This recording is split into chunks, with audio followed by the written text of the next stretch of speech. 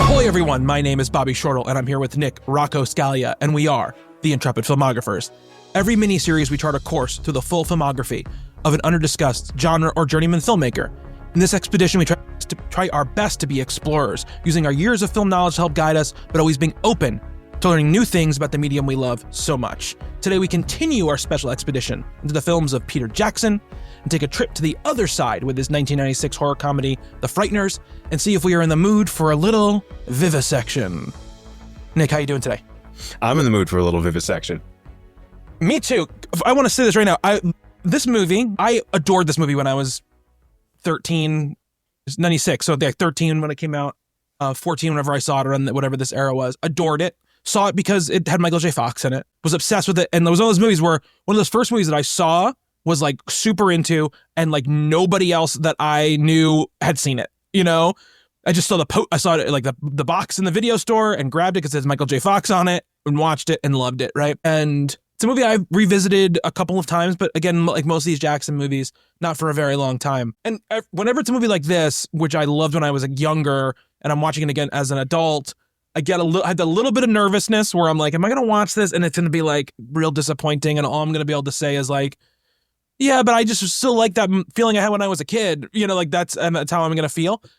And I was very happy watching it where I'm like, yeah, some of this is a little creaky. And some of this like is like, you can feel like it pushing against the limits of technology at the time and, you know, and budget at the time.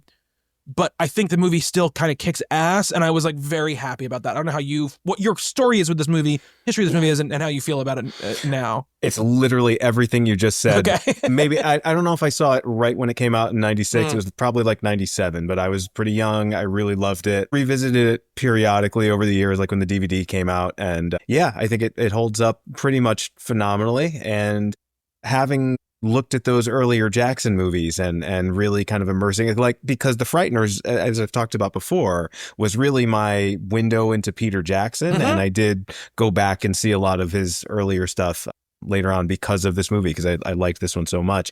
I don't know what drew me to it the first time. Not that I was not a Michael J. Fox fan, because I always was. How could you not be? Yeah. But I don't know. I think it was just a time in my life. You know, I was really starting to get into horror in that era. And although this movie is very much a comedy and, you know, it's a comedy horror film, but I do think it leans a little bit more in the comedy direction. Yeah, for sure. It wasn't really promoted that way. I thought it was going to be a horror movie with some laughs, like a Scream type thing. Mm-hmm. We were just talking before we started rolling about Scream.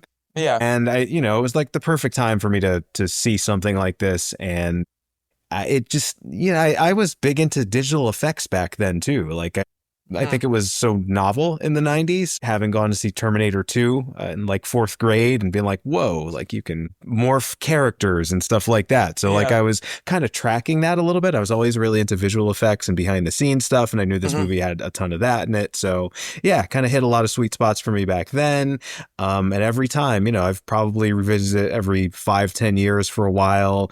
It's been a while since I'd seen it, but every time I went back to it, I thought it was exceptionally good. And I think I agree with you 100% on everything that you said.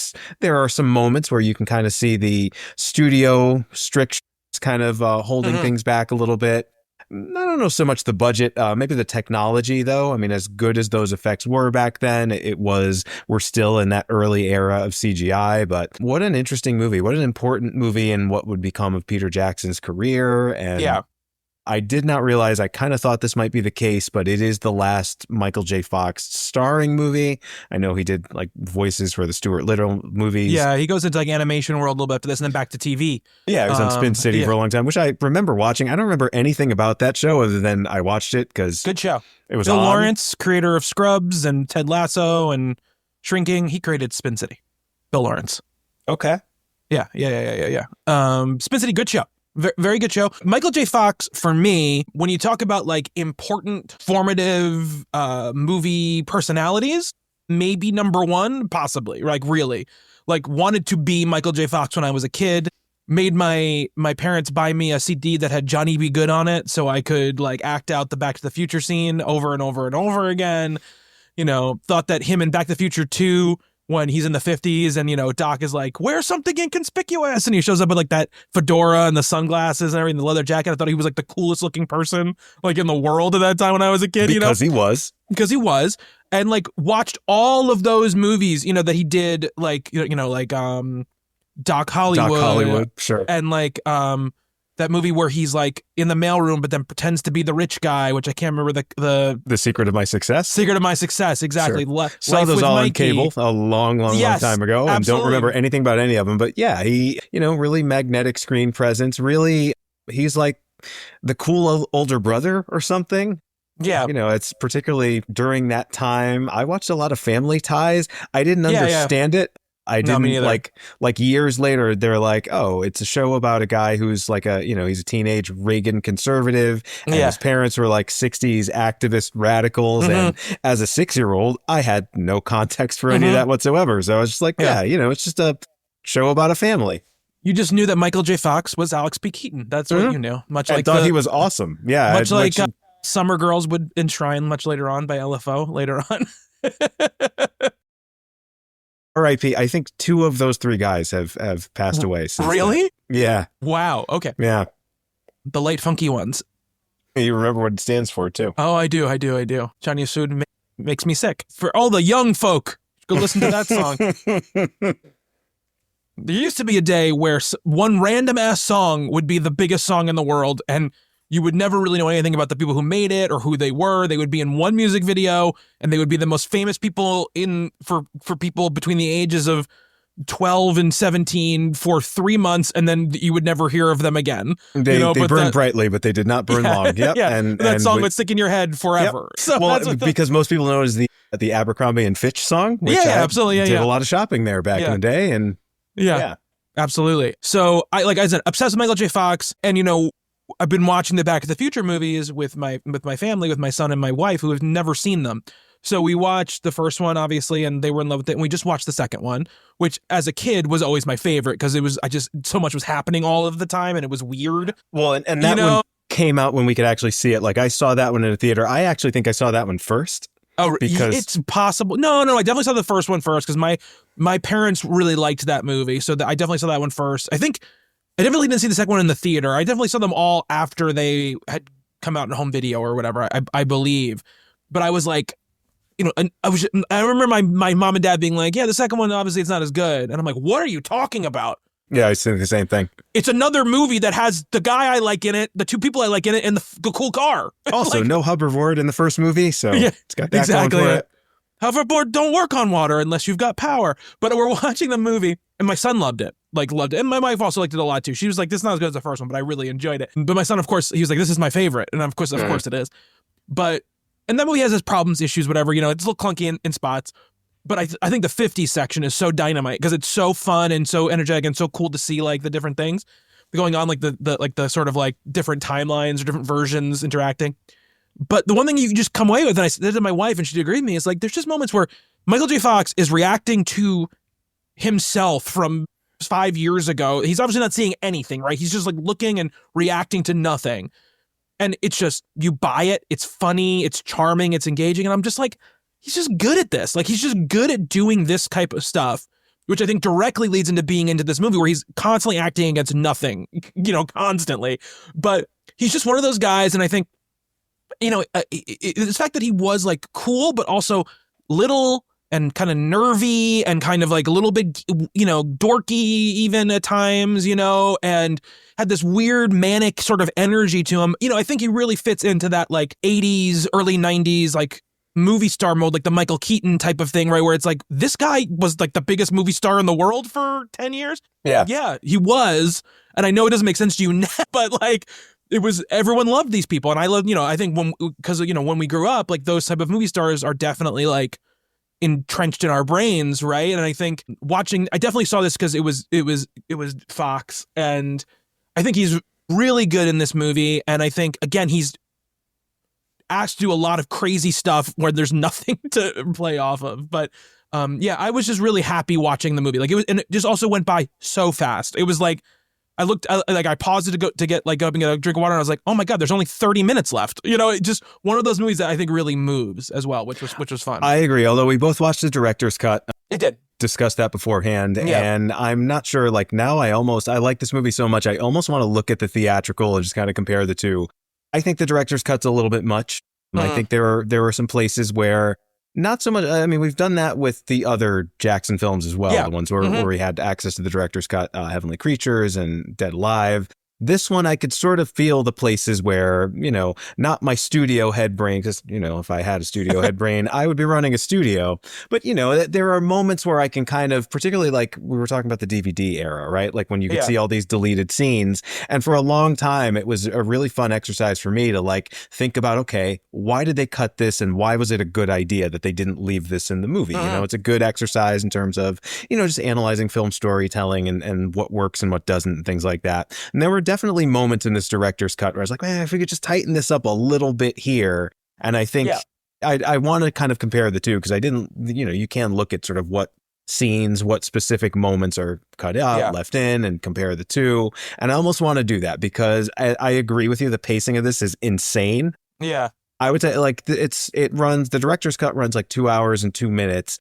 And after about minute 50 or so, like just before the halfway point, this movie's just bat out of hell right to the end. I was like, you know, most movies like, okay, we're getting into the third act here and then we're done. Like, and then this one, I was at that point and I was like, how could there be that much more of this? And usually that's like, oh, no, how could there be that much more of this? With this one, I was like, cool, there's that much more of this. I get another hour of this movie. So yeah, we'll have to talk a little bit about the pacing and that kind of stuff. So I told you before we started recording, I watched this movie twice. I watched the theatrical cut just normally. Like I watched it like, you know, like sitting down to watch it for the movie. And then I watched the director's cut with Peter Jackson's commentary on it. And he explicitly calls out, he'll go like, this scene wasn't in the theatrical cut and here's the reason why.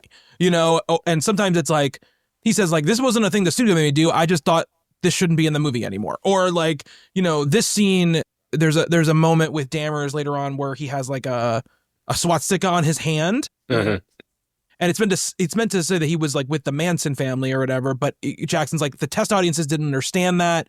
And they're kind of, all their feedback was like, we were really like into this character. And then all of a sudden he's a Nazi. And then he goes like, okay, like that's not our intention, but obviously like we're not communicating it the right way. So we're going to remove it from, you know, they had to digitally remove it from his hand, you know, because there's a couple times in that scene where you would see it. And so they had to take it out. But, you know, it was interesting to listen to the director's commentary. And again, like this is from the DVD era. And so like about 10 years after this movie comes out, they released this 10-year anniversary cut of the movie. Now this movie comes out, we could talk about this as we go through, but it's not a success, right? It costs about $30 million to make. It doesn't really even make that money back. There's a lot of reasons why that happens, but it gains a cult following years after that. Obviously Jackson becomes one of the biggest directors in the world. And you know, from about the year, 2000 to the year, 2010, there was like this, or maybe a little later than that, but there's this crazy rush when DVD came out where studios and production companies were putting a lot of time and money and investment in making special features for their movies and like creating like interesting packaging for their movies and like making all these special editions and all of this stuff because it was a huge market, right? It was bigger sometimes than the box office market, right? The DVD sale market. And this movie's like the poster child for that, right? Like it comes out during a time, it was like 2001, 2002. It's the director's cut. It has amazing packaging. It's got like the, you know, the Grim Reaper kind of coming through the wall. It's like a 3D. Like a lenticular cover. Yeah, kind of like that. 4 hours of special features released at a time when like everybody's got Peter Jackson fever and everyone's like waiting for like whatever the next Lord of the Rings. That maybe there was one out, maybe there was two out at that point. This came out in 2006, I believe, right? This DVD, right? The 10-year anniversary? The 10-year anniversary. Oh, okay. So like right around the... Like I think that the Fellowship had just come out. Not Fellowship. Return of the King had like I think just come out when this thing was, you know, coming basically. It was like a year or two earlier. So well, anyway, so I'm completely wrong. But the point I was going to make is like those DVD releases around that time, and it was, you know, a limited time in film history, but like those releases were as big as a box office release almost, right? Like you would see this movie that was kind of a forgotten about movie in the mid 2000s, and now here it is on every shelf in Best Buy, and it's like it's from this director that everybody cares about now, and like people are kind of buying it sight unseen, right? Because those movies come out not to be rented, because you could do that back then too. Yeah. But just to own this movie, you know, this piece of Peter Jackson history with a bunch of him and his personality and his commentary and stuff like that on it. And that's something I kind of miss, something that, that we've definitely lost in the past, 15 years or so. But it was very cool. I mean, also, you and I think we're in a perfect time in our lives, right? Yeah. My first job out of college, making not good money, certainly, especially by today's standards, but enough money to have disposable income to buy a shit ton of DVDs. And so when something like this came out, it's like, oh my God, The Frighteners. That's a movie that I really liked back in the day. Haven't seen since then. Gonna buy that now. Gotta own that. That's gotta be part of my collection. And I'm glad it was. I did not get to revisit that DVD. I just found it today. But I'm happy I own it. I'm going to go back and look at all that stuff. And yeah, it's what a sadly missed era that was. Because there was, I mean, particularly for somebody who's interested in filmmaking from that behind the scenes sort of standpoint, right? The commentaries, the wonderful behind the scenes features, filmmakers like Jackson. And as you were saying, right, like he was kind of way ahead of the curve on this. He is, he was. But during this period, I mean, the movie Stealth, right, which is a terrible fucking movie that's got like a very elaborate DVD with Rob Cohen talking about how amazing, his special effects work and things were on there. So like, if you wanted to learn about how studio movies were made, or like Robert Rodriguez is re-releasing all his stuff, he does the 10-minute film school things.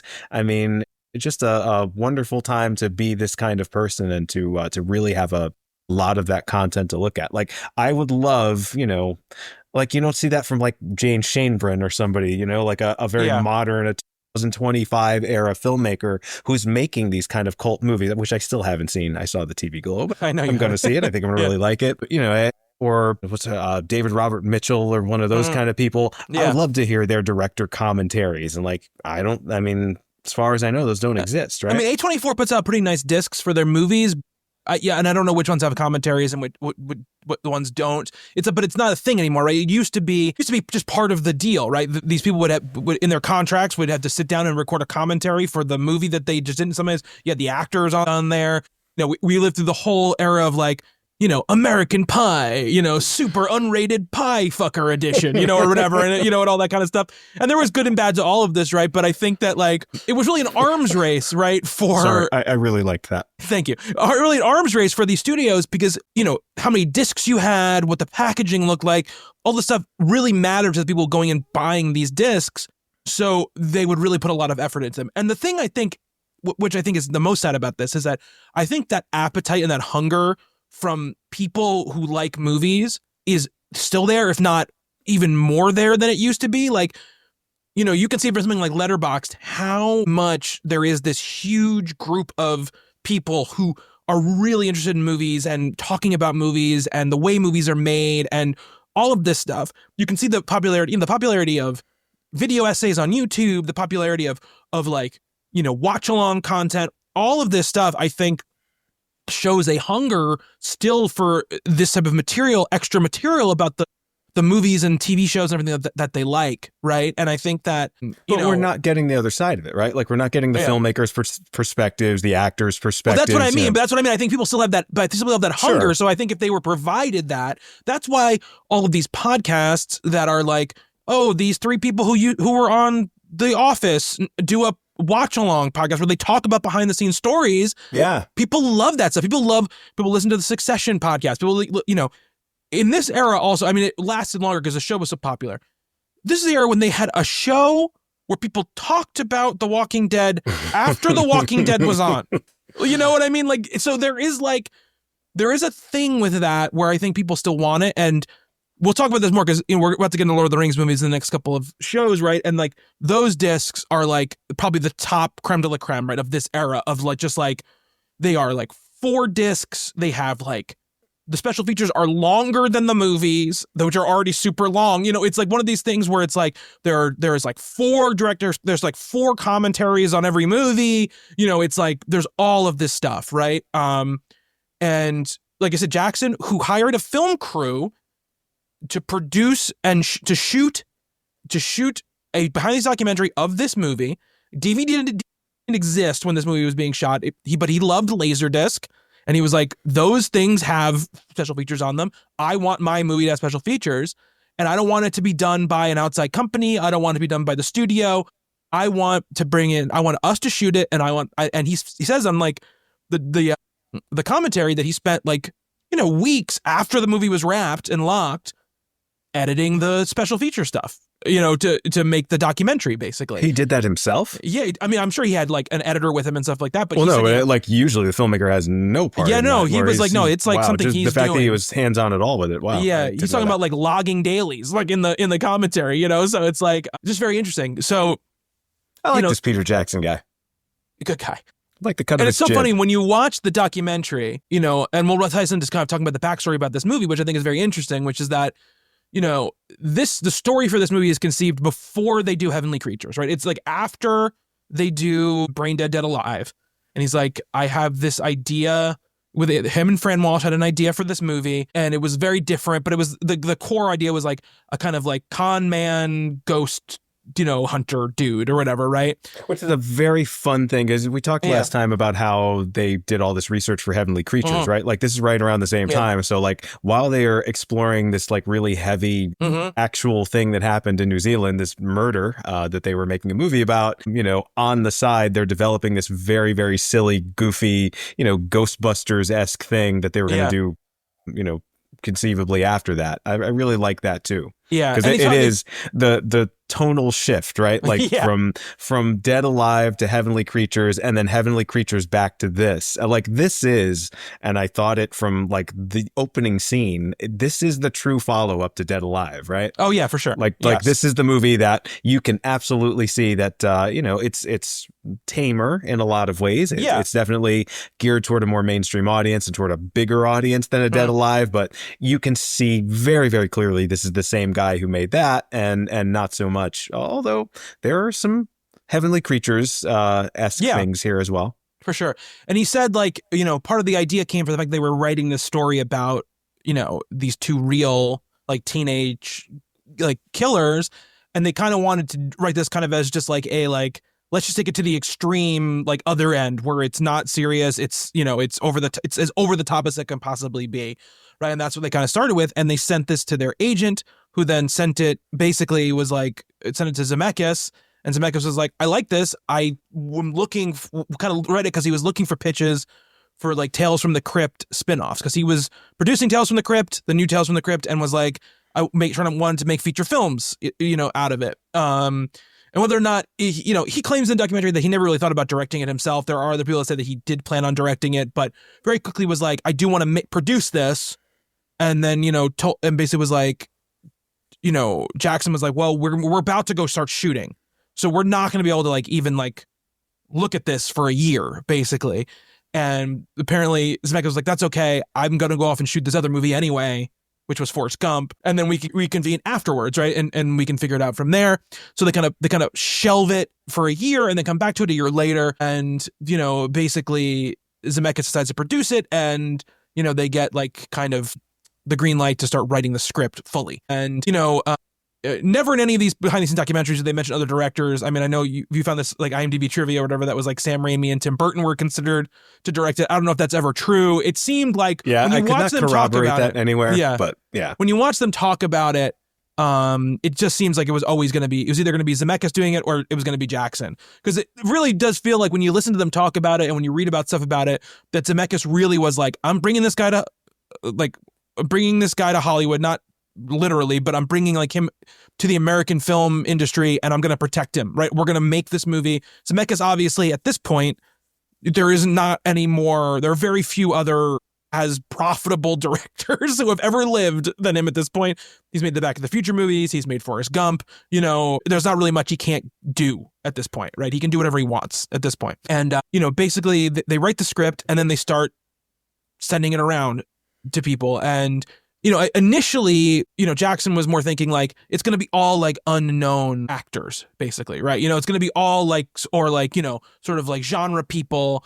And Zemeckis was like, I want to send it to Michael, and it's really funny in the documentary, Michael J. Fox, he goes, I read the script. He goes, Bob wanted me to read the script. He's like, I wasn't really interested in doing anything at this point. Now, he probably, if you look at the timeline, he finds out that he has Parkinson's, I think, a year before he reads this script, I think. Like, so he's already knows that he has Parkinson's disease at this point. I don't think he's revealed it publicly yet, but he knows already. Because I believe 94 was when he finds out, I believe. This movie shoots in 96. Or it comes out in 96, shoots in 95. He says he was like, I wasn't interested in doing anything. I didn't want to do anything, but I was like, I'll read it for Bob. And he goes, I read it, and he was like, it was unlike anything anyone ever sent me. Like, no one ever wanted me to do movies like this. And also, I read it, and I'd never read anything like it. He goes, it seemed like it was from the mind, someone, I got to read it. I wrote down the quote because it was really funny. The work of degenerately ill person is what he said. And, he goes like, Bob, I don't know what you want me to do about this. Like, it's fascinating, but I don't know. I don't think I could do this. And Zemeckis said, look, they're showing Heavenly Creatures, his current movie, at the Toronto Film Festival. Why don't you go meet with Peter, go see the movie, and then if you still want to do it, don't do it. And Michael J. Fox lives in Vermont. And so he talks about this in the documentary, and he says, like, it was a very short, like, little plane ride for me to go to Toronto. I went there, I met with Peter, and he's like, it's so funny. He's very forthcoming in this documentary. He's very, like, comfortable. He's very just like, I'm going to say that, talk like it is. And he goes, it's kind of a weird position to be put in, because it's like, I came here, I'm going to talk to the director. He's like, I talked to him. I loved him. He was such a nice guy. He's like, we clicked really instantly. And I was like, but now I got to go see his movie. And then I got to go tell him, I don't want to do your movie. Like, that's like, it's really uncomfortable. Like, it's a really weird thing to have to do. And he goes, I went to see Heavenly Creatures. He goes, 10 minutes into it, he goes, I went to Peter and I said, I'll do anything you want. That's what he said. That's basically what he said. He's like, 10 minutes in, I was like, I knew that I needed to do this. I needed to work with this guy, basically. Well, it was the same thing for Danny Elfman, right? I mean, another perfect choice for that. I mean, I think there's some really, really great choices that this movie, it's as good as it is, I think it would have really suffered without the Danny Elfman score. It definitely would have suffered without Michael J. Fox in the lead. I think some of the supporting roles, John Astin is so great in this. Jeffrey Combs, I can't wait to talk about Jeffrey Combs in this movie. But yeah, I mean, a lot of that was, Peter Griffin. Whoa. Peter Jackson has a track record at this point. And, has proven that he can do the madcap crazy, indie gore splatter stuff, but also, like with Heavenly Creatures, is proving to these people who know something, right? I mean, Michael J. Fox has been in a lot of movies at this point, has been around some brilliant filmmakers like Robert Zemeckis, so he knows, what those skills look like and how to sort of pick that out. And yeah, I think Heavenly Creatures, although it's so different from this movie, really just inspires a lot of people, gets a lot of people on the Peter Jackson train, and it's like, yeah, I want to work with this guy. Like, this is the future of Hollywood, and I want to get on board with that. And they all turned out to be right. Maybe not with this movie, because this movie was not particularly well regarded, but the seeds of that are definitely there. It's funny because several people in the documentary say this, like, Shy McBride. I got to say his name correctly. His name is pronounced Shy. I always said Che McBride. I always called him Chai. Yeah. Yeah, Shy McBride. Everyone says it in the documentary. Another great choice here, by the way. Apparently, he was one of the people, it's so interesting throughout the whole commentary and throughout the documentary. The one thing you really get across from Jackson is that him and Walsh were really open the whole time to being like, how can the people we're working with make what we're trying to make better, right? We're not going to sit here and say, like, this is our vision, this is our script, it's not going to change. He talks about several times about Fox coming in with ideas and things and them being like, and them doing them. And they were trying to cast these two ghosts, and they were like, look, Jackson says, like, Fran and I's strength is not writing like verbal stand-up comedy. Like, that is not our strength. So we wrote it being like, with the intention of being like, we're going to cast two funny people to play these two ghosts, and they will make it better. Like, we'll tell them, you guys can make this whatever you want it to be. We just want it to be funny. And, and Johnny McBride said, like, I didn't want to do it at first because I read the script and I was like, this is very stereotypical. Like, it's not very funny. And eventually I said I'd do it if they just let me do whatever I wanted. And they agreed to it, basically. Well, right. And I think that's where you get, his character does like this kind of Richard Pryor thing almost. Yeah. Like there's this subtle undercurrent of like racial humor, the Grim Reaper outfit. And it's like, we should wear white sheets. Like, no, we're not doing a white sheet, like that stuff. Yeah. Yeah, I mean, you could definitely tell that a lot of personalities that were kind of pre-existing. Combs another perfect example of that, right? Yes. Where they kind of bring that energy and that persona to this movie, and it does. I think it elevates the movie a lot. And of course, Michael J. Fox, right? Like Yeah. he's, this character is a little Marty McFly. Like it is, however he was written on the page, he feels very much like a Michael J. Fox character, a Michael J. Fox creation. I did read, and again, I can't corroborate any of this stuff. He was always the first choice. If he did turn it down, they were talking about like Tom Cruise and like these more sort of conventional, less comedically oriented kind of actors. And I don't think that would have worked at all. I think this is very much a Michael J. Fox movie. And you, young Bobby, seeing this as a Michael J. Fox movie, I'm sure you were happy with what you very happy. But being like looking at it now and trying to be like diagnose like why it works. It's like part of it is, and Jason Segel has talked about this when he's doing Shrinking, where he's like, where they're like, we're kind of worried about you being likable or whatever. And he's like, make me as unlikable as you want. He's like, I've got all of this nice guy cachet that I built in my career to burn. People are not going to look at me and go like, I hate this guy. They're going to go, oh, what's wrong with this nice guy? Like, because of all the stuff I had done.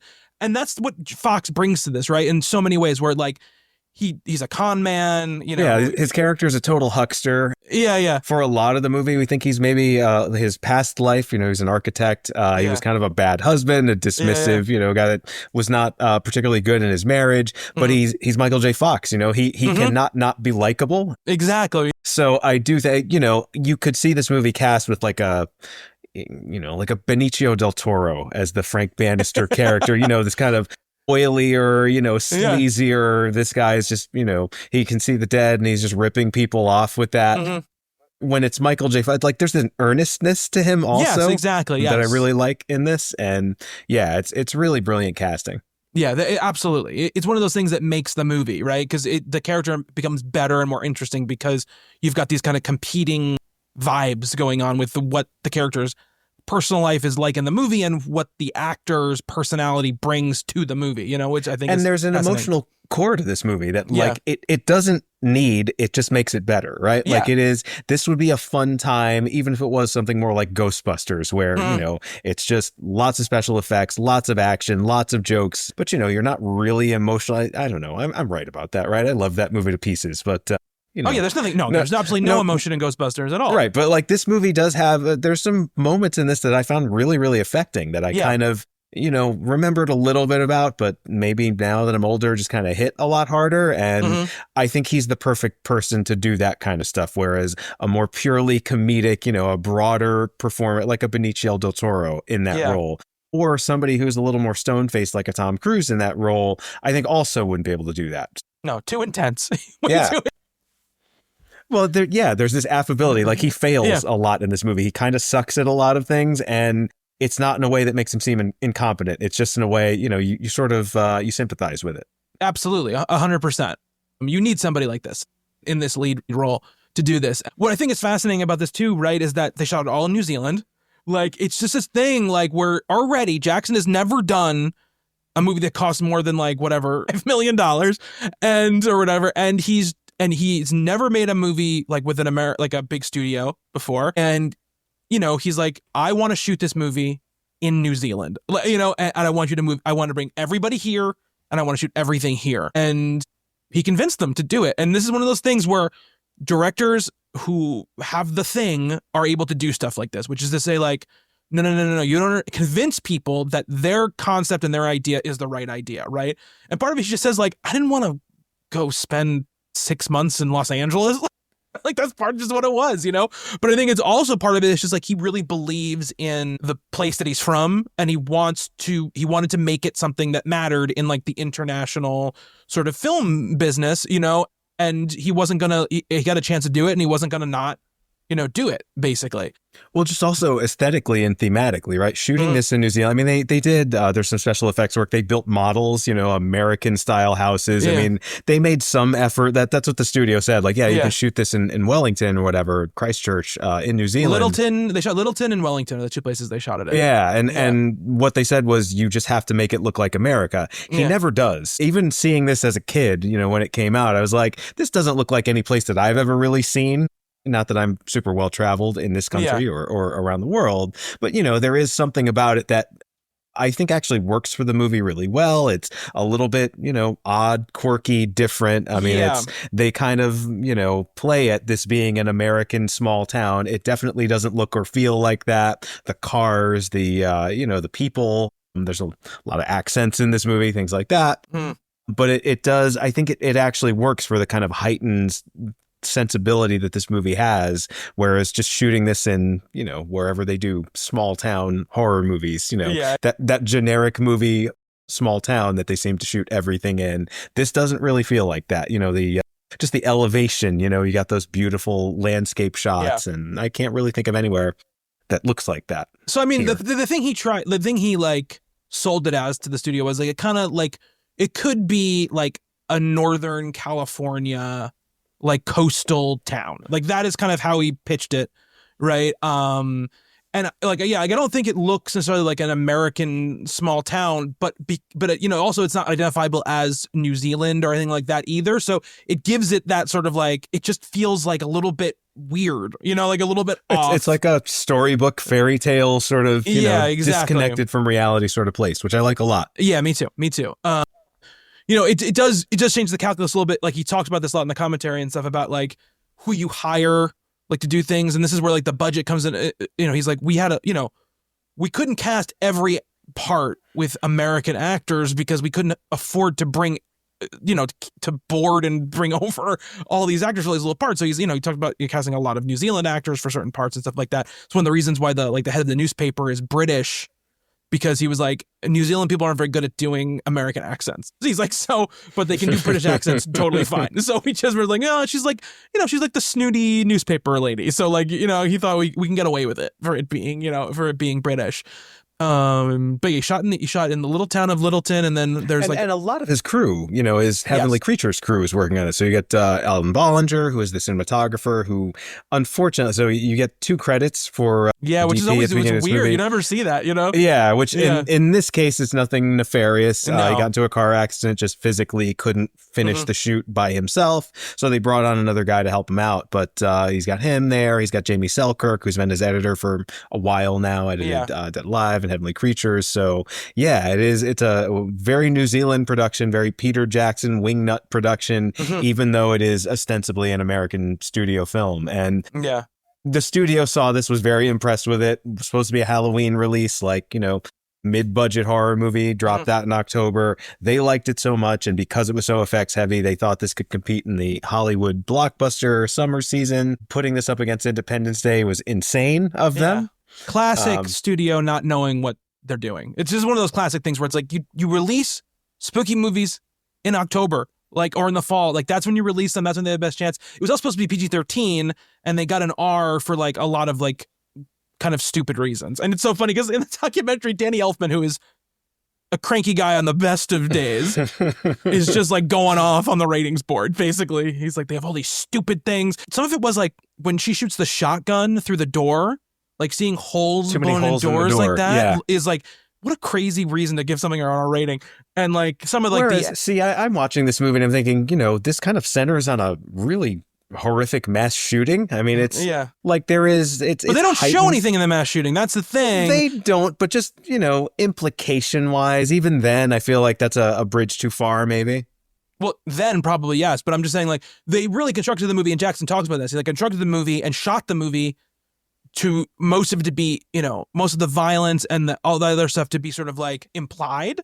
He's like, and then we got an R rating anyway. And, so let's blow Jeffrey Combs' head off. One thing they added after the fact was Jeffrey Combs' character's head getting blown off. Which is one of the, I think, best moments. I mean, one of the most it's memorable. A great moment. Yeah. His head, the ghost head is there after his real head gets blown up. It's so good.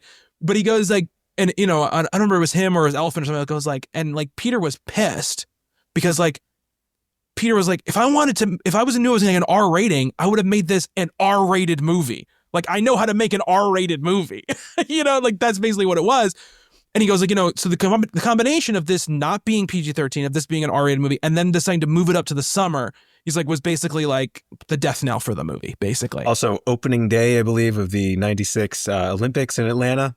It's crazy. Like, it's one of those things where it's like, this comes out in the fall and is, even if it's R-rated, but if it is PG-13, it makes much more of an impact, right? I mean, it's not probably not a runaway blockbuster hit, but it will make an impact, right? And in the summer, it's just an afterthought, right? At that point. But the movie takes a long time to shoot. It takes like 6 months to shoot the movie. You know, basically they have to shoot everything twice.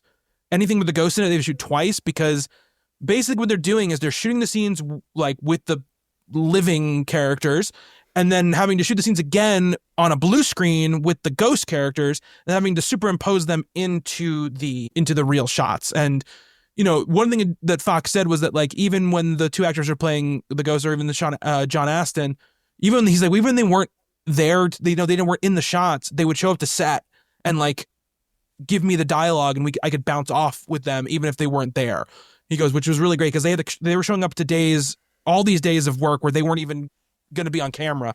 You know, they didn't have to do it. I mean, Fox said it's really one of the best filming experiences of his life, is what he said, was doing this movie. And I think that stuff holds up exceptionally well. It does. Too. It's really good compositing. From a visual standpoint, the compositing is great. Mm-hmm. The it's a lot of back and forth, as you said. There's a lot of banter between the living characters and the dead characters, and it's got this like screwball comedy kind of energy that must have been very, very hard to pull off without the actor actually physically being there. Yeah. And it works so much better in this than thing. I mean, we've like, now you and I could do this with a couple of plugins. My God. We can get for free, after we record the show. But like, this is, I don't think anybody would be able to sort of get the timing down, and just the way this is all sort of matched up and edited really nicely. And, you know, it does not feel, I mean, there's definitely some aging, some datedness to some of the special effects here, but that stuff I think looks better than anything. I mean, you know, we've seen so many movies that do similar things to this. Well, now they'd be all CG. Now the ghosts would just be CG. They wouldn't even be people, really. You know, so that. But I think that compositing, I think shooting on film, you know, on blue screen, everything like that, it makes it look more ghostly somehow. It does. It makes it look more like, I don't believe in ghosts, but I think if they existed, they'd look kind of like this. Yeah, it does. It gives that, and I like.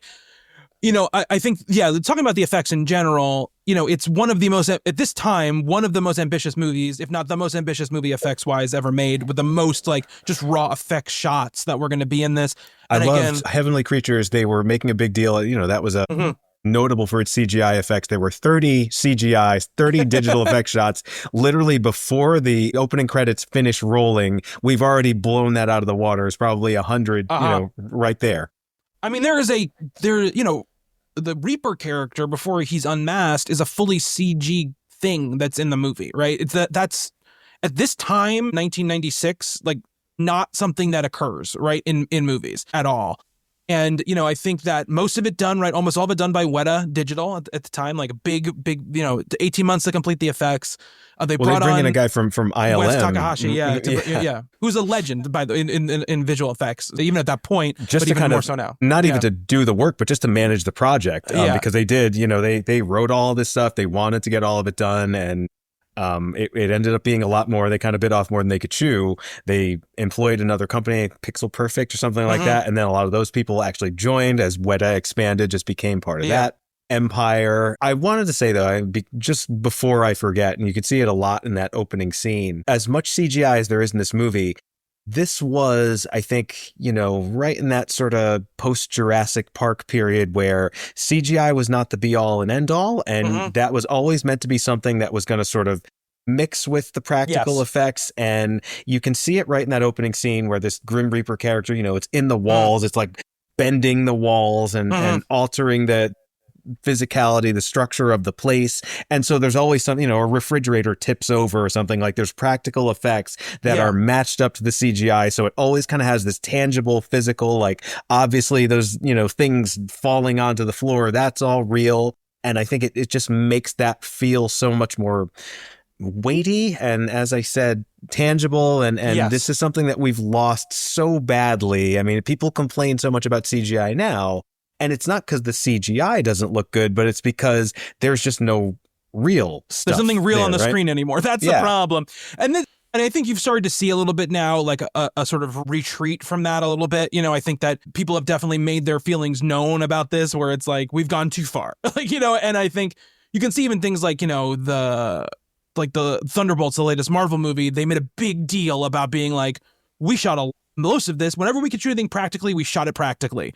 And we committed to locations and areas that we actually were going to shoot in. We weren't shooting everything on a green screen where we could like put in the background, you know, the famous shot from like the famous like behind the scenes thing from like the Black Widow movie where like literally it's just like a cafe table in the middle of a green screen. Right. And they just chose where it was going to be afterwards. You know, it's like, you're absolutely right. It's a mix of this stuff. And like, you know, obviously much like I'd say like, you know, or Spielberg or even the Wachowskis, I'll bring them into this conversation as well. Jackson's pushing the limits of what can be done at this time with the technology that exists and the tools at his disposal, right?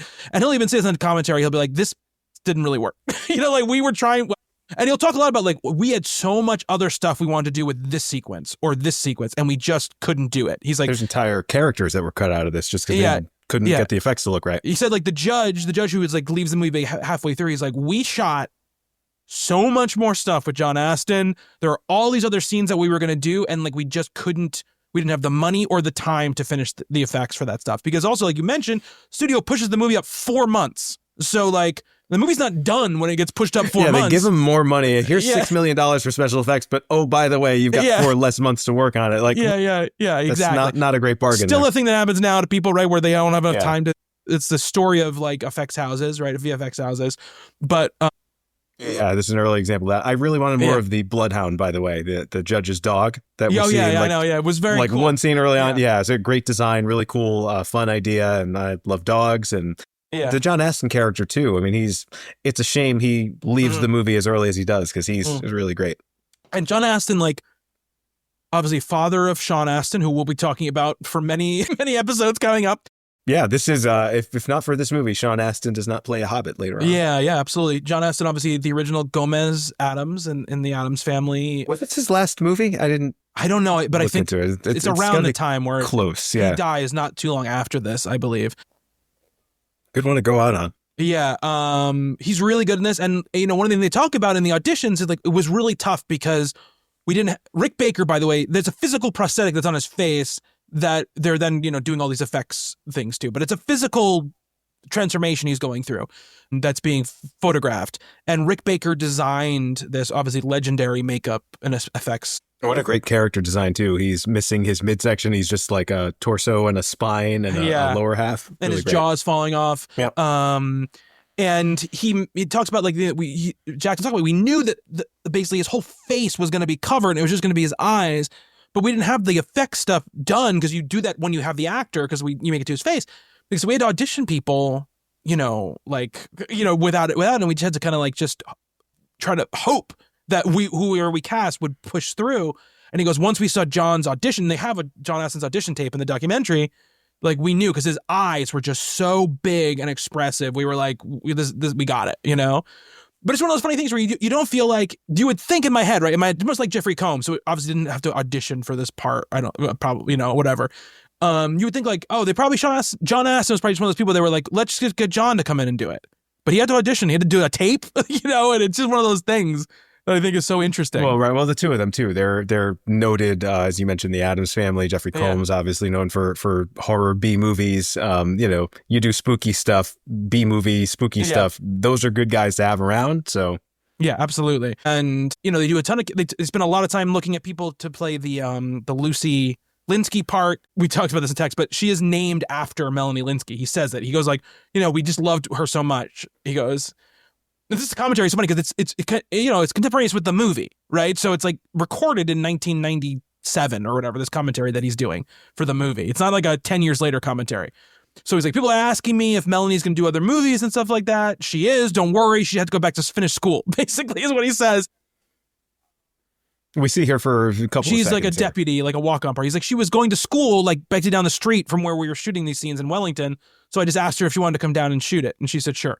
So they end up casting, oh God, what's her name? Trini Alvarado, who I was like, what else has she been in? She played Meg March in the These Little Women movie, but I think she's very good in this movie. But they said they saw like a ton of people, and one of those where she was like, we were starting to get nervous that we weren't going to find the right person for it. And then we got this audition tape from her, and she's like, we almost immediately cast her in it. I think she's quite good in this movie with her Andy McDowell hair. That's what I kept thinking of with her hair. They cast her, obviously Jake Busey, who is like just a special effect all of his own. He's Busey and hard in this movie. He's got the Buseying it up.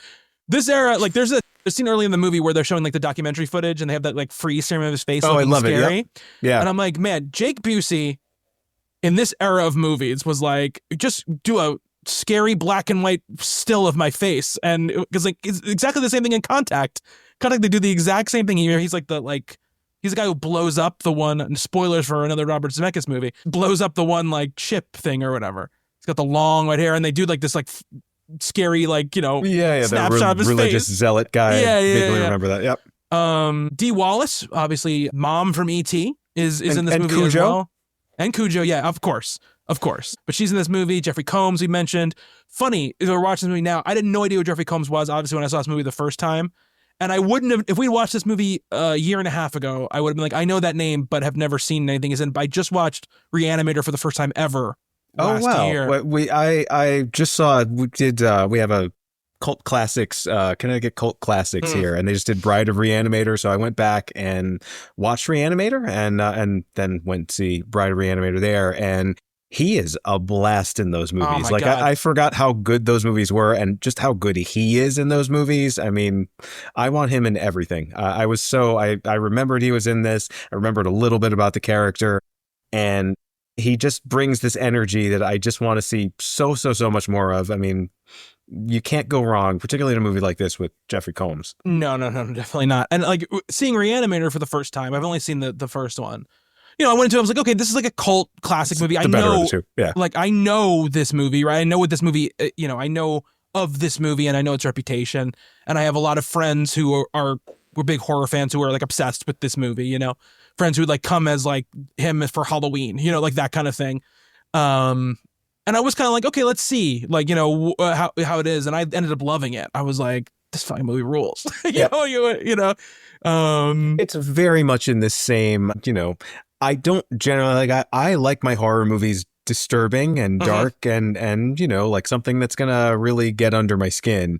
But if you're there is a particular breed of horror comedy, which I do think Reanimator is. I definitely think The Frighteners is, where it's just, you take it to this extreme level where it's just funny and it's like, most of those movies are not scary. Most of those movies are not anything. I mean, there's nothing in them that is unsettling at all, but they're fun because they kind of play on stuff that is.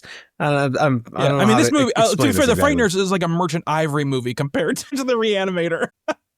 Well, how so? I'm just like the level of craziness in Reanimator is like, I think 7x like what in The Frighteners, But anyway, so he gets brought in and they shoot in New Zealand for like 6 months or whatever. So let's kind of, I guess we can go through the movie a little bit. So I guess I have a couple of, we can go through the scene by scene. I wrote down, I made sure I wrote down so we could go through it in my notes, but we start with sort of like this opening where we're sort of establishing the Patricia character, which is interesting, right? The first character we see is Patricia, and the first character I think we see is her mom. I don't know what we see, one of the two. Jackson loves a weird old house with a crazy mom for sure.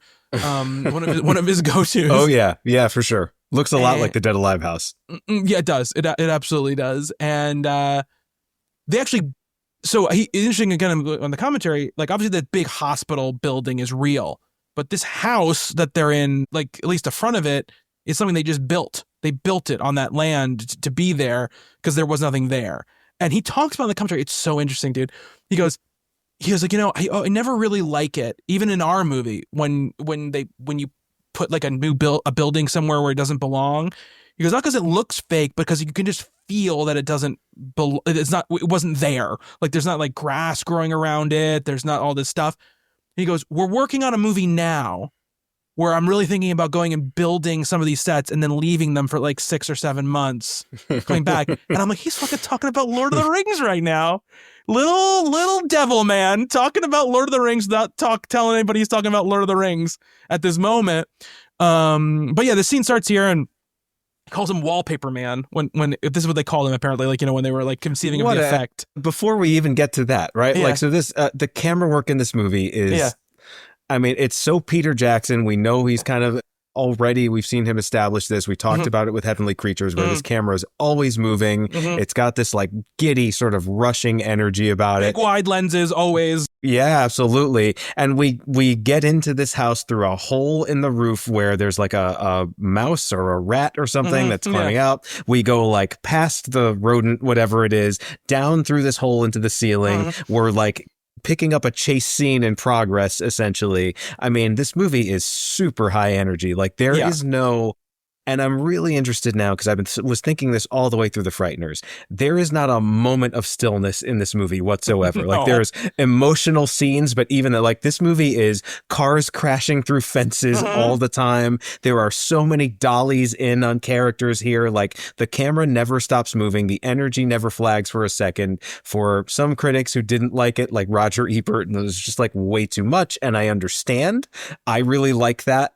You know, I'm particularly the older I get, it's like I, as much as I want to say that I love slow cinema, I also, my attention span is not as long as it was at an earlier point in my life. And I appreciate the energy. I appreciate the movement. Like this movie is just super hyper caffeinated at all times. And we get it right away, right? Like we get the cameras descending down like onto this roof. We get Michael J. Fox. We don't get the title of the film. He's above the title here, which I like a lot. Love it. And it's just, you know, we are just rushing through this scene and it's like shit is falling off the walls and breaking and there's shotgun fire and it's a lot to take in right from the beginning. I think this movie is it's real, it's excessive, not in the same way that Dead Alive. It's got the same energy as Dead Alive, but it's not like that splattery, gross, you know, what's the next shocking thing that we're going to show you, but it's just, we're never going to let the action flag for a second.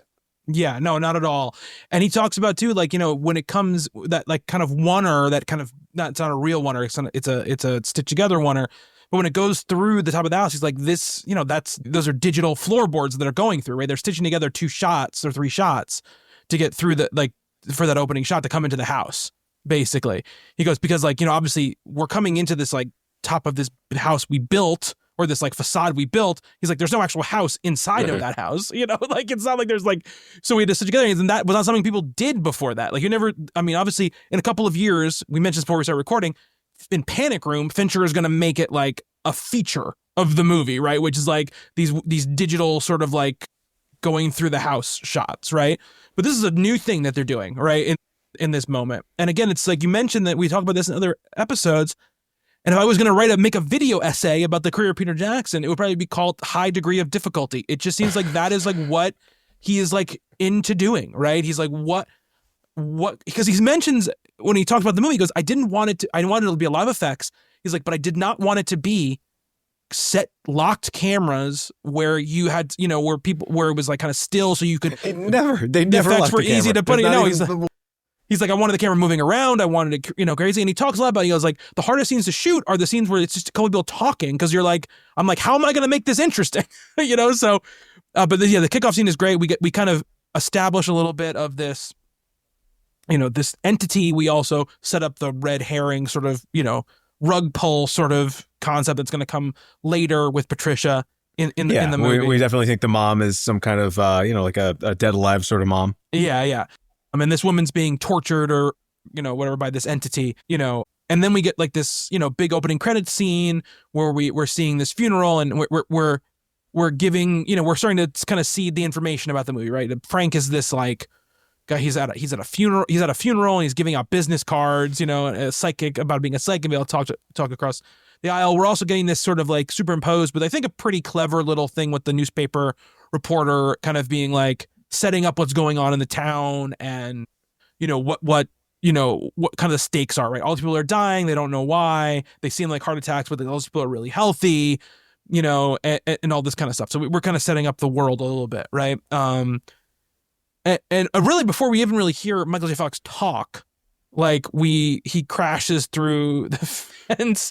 He is the worst driver I've ever seen. Oh my God. Oh my God, such a bad driver. This is it's before GTA, but it's like very GTA drivers crashing Yes. through mailboxes, crashing through fences, driving off the road for no good reason other than like there's no obstacle there, but it's just like I can get there a little faster if I just go over the corner. I really like that. Yeah, Again, absolutely. like that's what this movie really feels like to me too, right? Like the rushing, giddy camera work in Heavenly Creatures is like, you know, this is what it feels like to be a 14-year-old girl in love, you know, with your emotions running high. This is what it feels like to be this harried sort of a huckster character who's just always in a rush to get from one thing to it's like, I don't know that I would love that sort of energy in any film, but like for these, I think it really serves a purpose. It's not just, I mean, you know, Peter Jackson just wants to keep moving the camera and to, like you said, to show off that he can handle that high degree of difficulty, but also it really works nicely for the character, I think, too. Yeah. And I think it's just I think it's some of his natural,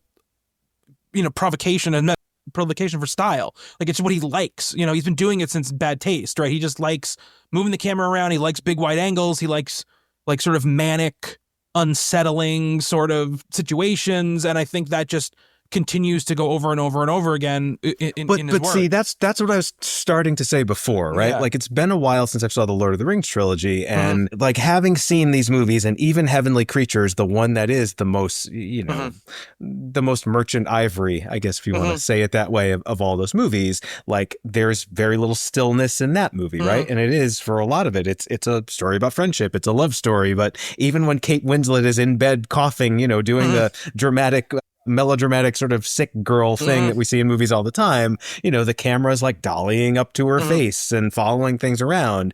And like my recollection of the Lord of the Rings trilogy is there are moments of like genuine stillness and contemplative. Are there? Or am I just imagining that? No, there definitely are. I mean, but I think and I think we'll obviously get into this a lot when we talk about the movies, but I think there is like the genius of him doing those movies is that there is this mix between that sort of like traditional big budget sweeping filmmaking and this sort of like raw, like, you know, feels like a guy with a camera just running around vibe, you know? And I think that mix is what makes him so special as a filmmaker. And I think, you know, and I think obviously there's not a lot of quiet here. There's a couple moments I think where it slows down a little bit, but for the most part, it is pretty much just go, go, go, go, go. I mean, where he crashes into a fence, we meet, you know, the Ray Linsky character played by Peter Dobson, who, you know, again, is very much a cartoon character of a human being, right? And most people in this movie are cartoon characters, right? This is very much like a living cartoon in many, many ways. Oh, for sure. There's so much energy in every little thing, and nobody is just like, oh, this is just like your standard, like, guy who's in a movie like this. Like there's just nobody who's like that in this movie. And I think that, you know, you get this like immediate clashes of energy between Fox and him. And I think that's really nice. And then, you know, you meet Lucy, who's going to the place you saw at the very beginning of the movie, and she has a whole different energy than either one of them have. And she's got a little bit of that, like, you know, very pale, dark hair, sort of like Burton-esque sort of look and vibe to her, for Winona sure. Ryder. Yeah, Winona Ryder vibe to her for sure. But there's like what I like about her character is there's like a little bit of a weirdness to her. There's also a very like a very, you know, nice center to her as well, like a really kind of honest, real center to her too, which I think is important in a movie like this where everything is like so crazy, and, you know, you kind of get all your main characters set up pretty fast. And then, you know, this idea, I really like the archival footage, you know, of like the murder when we see the Busey character. I love the like transition it does when she like pulls away from the house, and as she pulls away from the house, like it's almost like a wipe where it becomes the black and white version of the house, and you're in the footage like right from there. Oh, he's clearly having a lot of fun with this vintage. It's like a true crime documentary that he's making up footage for. And you know what he said? He said that's just the work print of the movie. Like they just, you know, basically used the work print version of that footage they shot. Oh, okay. So it's a little grainier and kind of like it has more like vintage looking. More vintage looking, because he's like, we just use that because we just didn't finish that part of the movie off, and that's why it looks like that, basically. Well, there's this great thing, and I guess you might see this in a sensationalistic true crime documentary where it's the execution of Johnny Bartlett, like the electric chair sounds, and it's like almost like a jump scare. It's like this very, very loud sound effect, or like you don't know if it's in the film that they're watching or if it's in the reality of the movie. It's a lot of fun. Yeah, it definitely is something where it's like a low budge. Like we can't film a reenactment of somebody being electrocuted, so let's just put a picture of an electric chair, and a very jarring sound effect. Yeah. And the cover, little Easter egg, the cover of the that true crime. It's got it's got Melanie Linsky and Kate Winslet characters on it. Yep. Yeah. It's got the actress, the fictional versions of them on the front there. And we got our first sort of haunting in this, and this scene is a wonderful parody of Poltergeist. Yes, it absolutely is. Yeah. Like it's not shot like Poltergeist, but it's the same stuff. It's Poltergeist in a heightened Peter Jackson madcap sort of style. The chicken killed me. I love that. That's not in the theatrical version. He said that's one. Is that right? Yeah. Oh wow. Because I remembered the chicken, so I guess I had seen the director's cut the last time. Yeah. And then we get a very Ghostbusters-ish, classic ghost huckster scene where Fox shows up with a weird radio that he says is a ghost trapper. He's got his little viewfinder thing. Yeah. And we kind of we get this set up, the first appearance of the numbers. I love the number thing. I think it's so evocative. I do too, and I feel like when we see it in this, it's a very silly scene. Ray is a very silly character. That number 13 on his head is a really good scare. Yeah. That is genuine. Not a lot of this movie is genuinely unsettling. That actually is. And that's one of the things that I think is brilliant about the Frighteners is, yes, it's very silly. Yes, it's very screwball. But there are a couple of moments here that are pretty scary. Like Peter when he Jackson decides to switch the gear, he can switch the gear. Yeah. Yeah. And it works really, really well for this. And I think it works better because it's in so much contrast to the other stuff that is, in most cases, very goofy. Like all the other haunting stuff here, the chicken, the Elvis figure kind of floating around, it's Ray is kind of ranting and raving. There's dishes flying out of the cabinets behind him. It's all very silly. And the scene kind of builds to this very quiet moment because we don't know what it is yet, but he's just got this number on his forehead. And that is very important later on in the movie. We do kind of learn what that all is. But yeah, I was like, oh, that's pretty creepy right there. Yeah. And I wasn't, you're just so not prepared to be creeped out. Oh, when we see the shadow of the chicken, I thought, it's got a little bit of a Silent Hill kind of vibe to it also. For sure it did, but the number I think was much scarier. And it really does show that he has a real command of what he's doing. Yeah, 100%. And what I like is that, this stuff, most of it is silly, right? And then we quickly learn why it's silly, right? Which is that these ghosts are friends with Michael J. Fox's character and that they work for him to help him with this sort of this sort of con he's putting on. It's just a funny con, right? Because he actually isn't a con man. He actually can see ghosts. Ghosts actually are real, but he's turned it into a little business for himself. And this part of the movie, and it's funny to listen to Jackson on the commentary, because part of the thing he talks about is he goes, this is the part of the movie that I'm the least happy with, is what he says. He goes I don't think I pulled off all of these sort of ghost scenes and the banter and everything as well as I really wanted to. That was what he said. He goes, I really, really the second half of the movie works exactly how I want it to. And he goes, I really feel this first half of the movie, there's just stuff that I just didn't do as well as I wanted to. And he said part of it too is the house, this partly finished house. He goes, I didn't really communicate the concept of it, the thematic concept of it, I think, well enough for what we wanted it to be, which is this guy basically abandoned his life in the middle of it because he's given up on life, basically. Let me ask you, do you agree with that? Because I don't agree with that at all. I don't agree with it necessarily. I think I think this stuff is great. I think it's really fun. I do think there's a little bit, and I think some of this is just due to the fact that these were new shooting techniques and it's really tough to act against nobody. And some of the staging I think can feel a little bit it's a little sitcom-y. You can feel a little bit of we're really trying to do something here. But I do think overall it's a net benefit for the movie. Even though I do agree, I think that once Dammer shows up, the movie is in supercharge mode to the end, basically. Not even action-wise, just like energy, personality, like things working-wise. You know, I like also the beginning. It's for me, this beginning is more like I can see all the things he really wants to do with it, and I think he gets like 85% there, so I'd rather have it there than something else. You know, I think. Yeah, I mean, I guess that's where I'm at too. But I love the world building. Me too. Yes. I think actually the dialogue and the banter between him and the ghost is a lot of fun. Like just this whole arrangement they have. You know, it's a con man setup, right? Like this is in some sense like one of those con man movies. It's a team of hucksters kind of working together to bilk people out of their money. It's like, and Now You See Me, but with ghosts. Yeah. And like, you know, Shy McBride and his whole, you know, he wants to smoke a cigar. Well, you know, can you just smoke a cigar and blow it in my face? Like stuff like that. Like it kind of builds the rules of the world and what he can interact with and stuff like that. I love the unfinished house. I've always, even when I was a kid, I thought that was, you know, it's a very obvious metaphor, but I think a very good one, very powerful one. The reveal later of the garden, like really kind of got to me. I don't know. I think I disagree with that. Like, I think the second half of the movie, as good as it is, because it is just so balls to the wall and it doesn't slow down, I almost kind of missed this later on. Like, I agree with you. I mean, I think this stuff is necessary and good. Want a little bit more of these characters kind of hanging out, being together and showing me a little bit of what the rules of this whole, you know, living dead arrangement sort of are. And I love rules in movies. So like, I love like setting up like ghosts can be affected by physical things.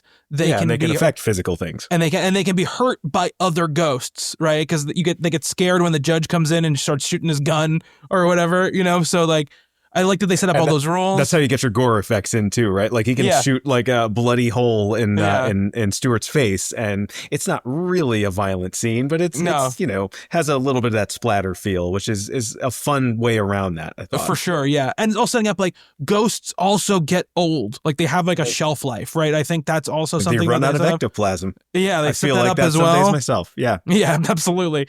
They set all that stuff up as well, which I like. You know, all that stuff I dig. There's some stuff in here like just like the whole kind of like, even though the scene is fun with like the babies and whatever, it just feels like that scene where he's like, I'm gonna lose the house, and then also like we got to do this con that's not gonna work out with the family or whatever. Those scenes just feel a little superfluous to me. It's like the house being lost gets dropped immediately. They can never talk about it again. Yeah.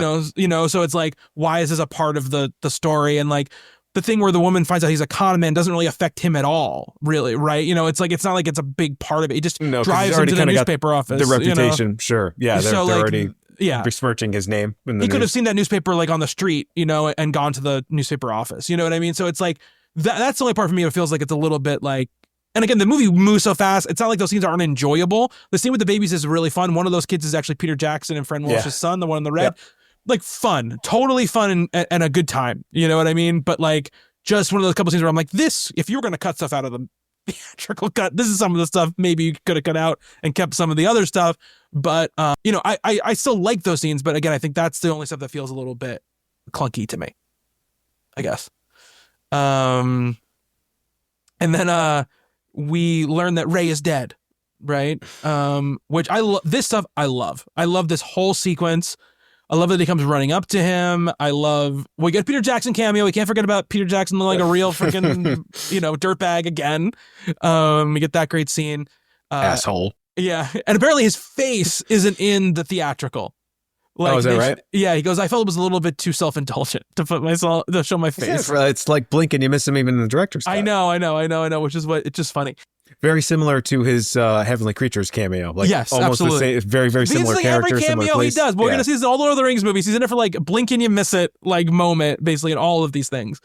So he, I love this scene with Ray and Frank. And I think, again, we're kind of setting up more of the rules, right? As well as kind of getting out some fun, you know, information as moving the plot forward. I think that both the performances are really good, and I think they're really good. I like Peter Dodson in this. We haven't really talked too much about him. Bringing that kind of mid-90s Ben Affleck energy to this for sure, role. Yeah, and, like he ends up being kind of a fun character. Absolutely, Because he's in so much of the beginning of the movie, I forgot how much of a role he actually plays later on. And I was like, why are we spending so much time with this guy? But actually, he's kind of part of the story all the way through. And he is. And I like, you know, Beetlejuice does a very similar thing. There's the guide. It's been a long time since I've seen Beetlejuice, but what it means to be dead in this particular world, and like as you were saying, like the rules of the game, as it were. And it's really fun how these characters they don't look at being dead as like this very tragic thing. Like this movie doesn't have that sort of vibe about it at all. Like it never takes death particularly seriously. No. Which I think is a lot of fun. Yeah. These characters die. It's just like, it's more of a, like, what a crazy situation. I'm dead now. Like I have to learn how to be a dead person. And I like that because it's kind of a grim story, actually. And it absolutely is. Sometimes, like I said, it does kind of push those buttons. I don't know. It's not a morbid movie. No, and even not at though all. it's literally about the Grim Reaper, it is about death. It's about mass murder. There's so much really dark stuff in this, but it has this very cheeky attitude about it, and I really like it. Beetlejuice, I think, is a very good comparison to this. Beetlejuice is a pretty good comparison. Tone to it, and approach, and how it takes like this is a fun movie for goth kids, but it's not like it doesn't have like the philosophy behind it where it's you walk out of this thinking about death, I guess. No, not at all, actually. Like the closing scene is very much that, right, where she puts the sheet over and chases him around, and what a perfect way to end this movie. I like the tone of this a lot, I guess is what I'm saying. Absolutely. I think this funeral scene is really funny. We meet like the Arlie Ermy character who's basically playing his Full Metal Jacket character, who he's like the drill sergeant of the cemetery ghosts. He can materialize belt-fed machine guns out of thin air. That's a lot of fun. And like Jackson talked about, he goes like, we wrote the part, like not for him. We just wrote it like, we wanted like this drill sergeant type character. And if you're going to write a drill sergeant character, you write it like the most famous drill sergeant in movies. He goes, and we didn't even like send it to him because we're like, he's not going to want to do this. Like, like why would we send it to him? And he was like, and then they were having trouble finding him. And they're like, why don't you just send it to him and see what he says? They sent it to him. And there he was like, he got the joke completely. He was so up for doing it. He flew to New Zealand and did this. And he was like, he was really great about it. So it was like a fun story. Great movie for just like weird guys that are, all over the place. Because then we get to meet the sheriff, who's played by Troy Evans, who's just one of those, and again, one of those guys, like one of those faces that you saw when you grew up, when we grew up, who was in like a ton of stuff, who's still alive and still doing stuff now. And he's just like this interesting presence, where he's like, he has a little bit of that, like, I'm a small town sheriff thing, but he's not dumb, but he's got like that kind of like, aw shucks kindness thing to him as well. I really like him in this movie. I just like his presence in the movie quite a bit. Get that really funny scene where where Peter is stuck in his grave and he's getting buried alive, which I think was really funny. And then next thing we really get is that restaurant scene where sort of like Lucy is sort of asking him, what Ray kind of left for her and what he has to say to her and stuff like that. This is so funny. This is a very, it's like a rom-com scene almost. It's very ghost type scene too, like a scene that would be in Ghost. Sure. Yeah. Absolutely. Well, it is. And that's another thing that I really liked about this movie is it's kind of taking these very popular movies, but it's Poltergeist, it's Ghost, it's Beetlejuice, it's Ghostbusters a little bit, like all these other movies that kind of touch on this stuff, and it's kind of wrapping them all, it's touching on elements of all of them. And those are all very successful, very popular movies and, very notable movies. And clearly Peter Jackson has seen them. Clearly he appreciates them. And it's like, this never feels like anything but a Peter Jackson movie, but it is drawing on all of these things that, there's like a familiarity to a lot of things, particularly like this scene, where Frank and I was going to call her Melanie. Lucy. Frank and Lucy are sitting across from each other at a table, is sitting next to her and like trying to get information to Frank. Frank is like giving her some of it, not all of it, making stuff up. It's a lot of fun. It also, it kind of sets up the little bit of a romance we get in this movie. There's definitely some sparks flying between the two of them there. And it's just a fun scene because it does, like everything else in the movie, it moves really quickly. There's the bit, where he spills the wine and all that stuff. We do get a little bit of his backstory here, but it's not so much that it's like, let's stop the movie in its tracks to tell us a little bit about Frank. And, the fact that he doesn't give her everything, I think tells us something about him too. And then we're back in, Grim Reaper death murder land for a little while, very quickly. I just want to say one thing. There's one moment you're talking about when Frank sort of gives her part of his story, but not all of it. One of those things where it's just one little moment, but because Fox sells it so well, he becomes more of a real person, right? And these are very important little things that happen in movies, and why performance is so important, because Fox is able to give him like an emotional center where you actually feel from it, oh, this guy has like a thing, and it's like, it's a real thing. He's not just some like, quick-witted, fast-talking huckster. There's something going on, right? And I think that's a really important thing that happens here. Are you talking about the moment where he tells her about the car accident, right? Yeah, like he explains how he can see ghosts. How his wife was killed, how he can see ghosts.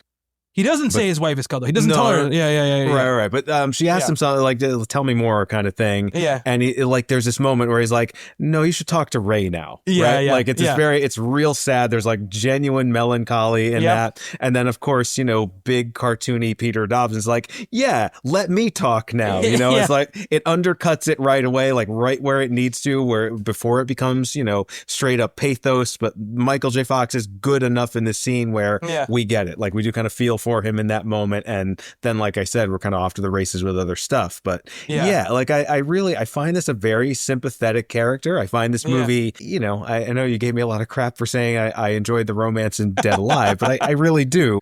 I like the character stuff in this movie as well, and I like this character a lot. And because as much as it doesn't take death seriously, the death has weight in this movie, right? Like loss has weight in this movie. Loss has weight for sure. It's just not morbid about it. It's just not kind of throwing it in your face like what death actually means. And I think that's a lot of that's very careful writing, I think, and very careful direction and acting, that you can kind of have this tone, have this like emotional shade in this movie that is also like way over the top, very, very goofy, very cartoony, and so many characters are just that.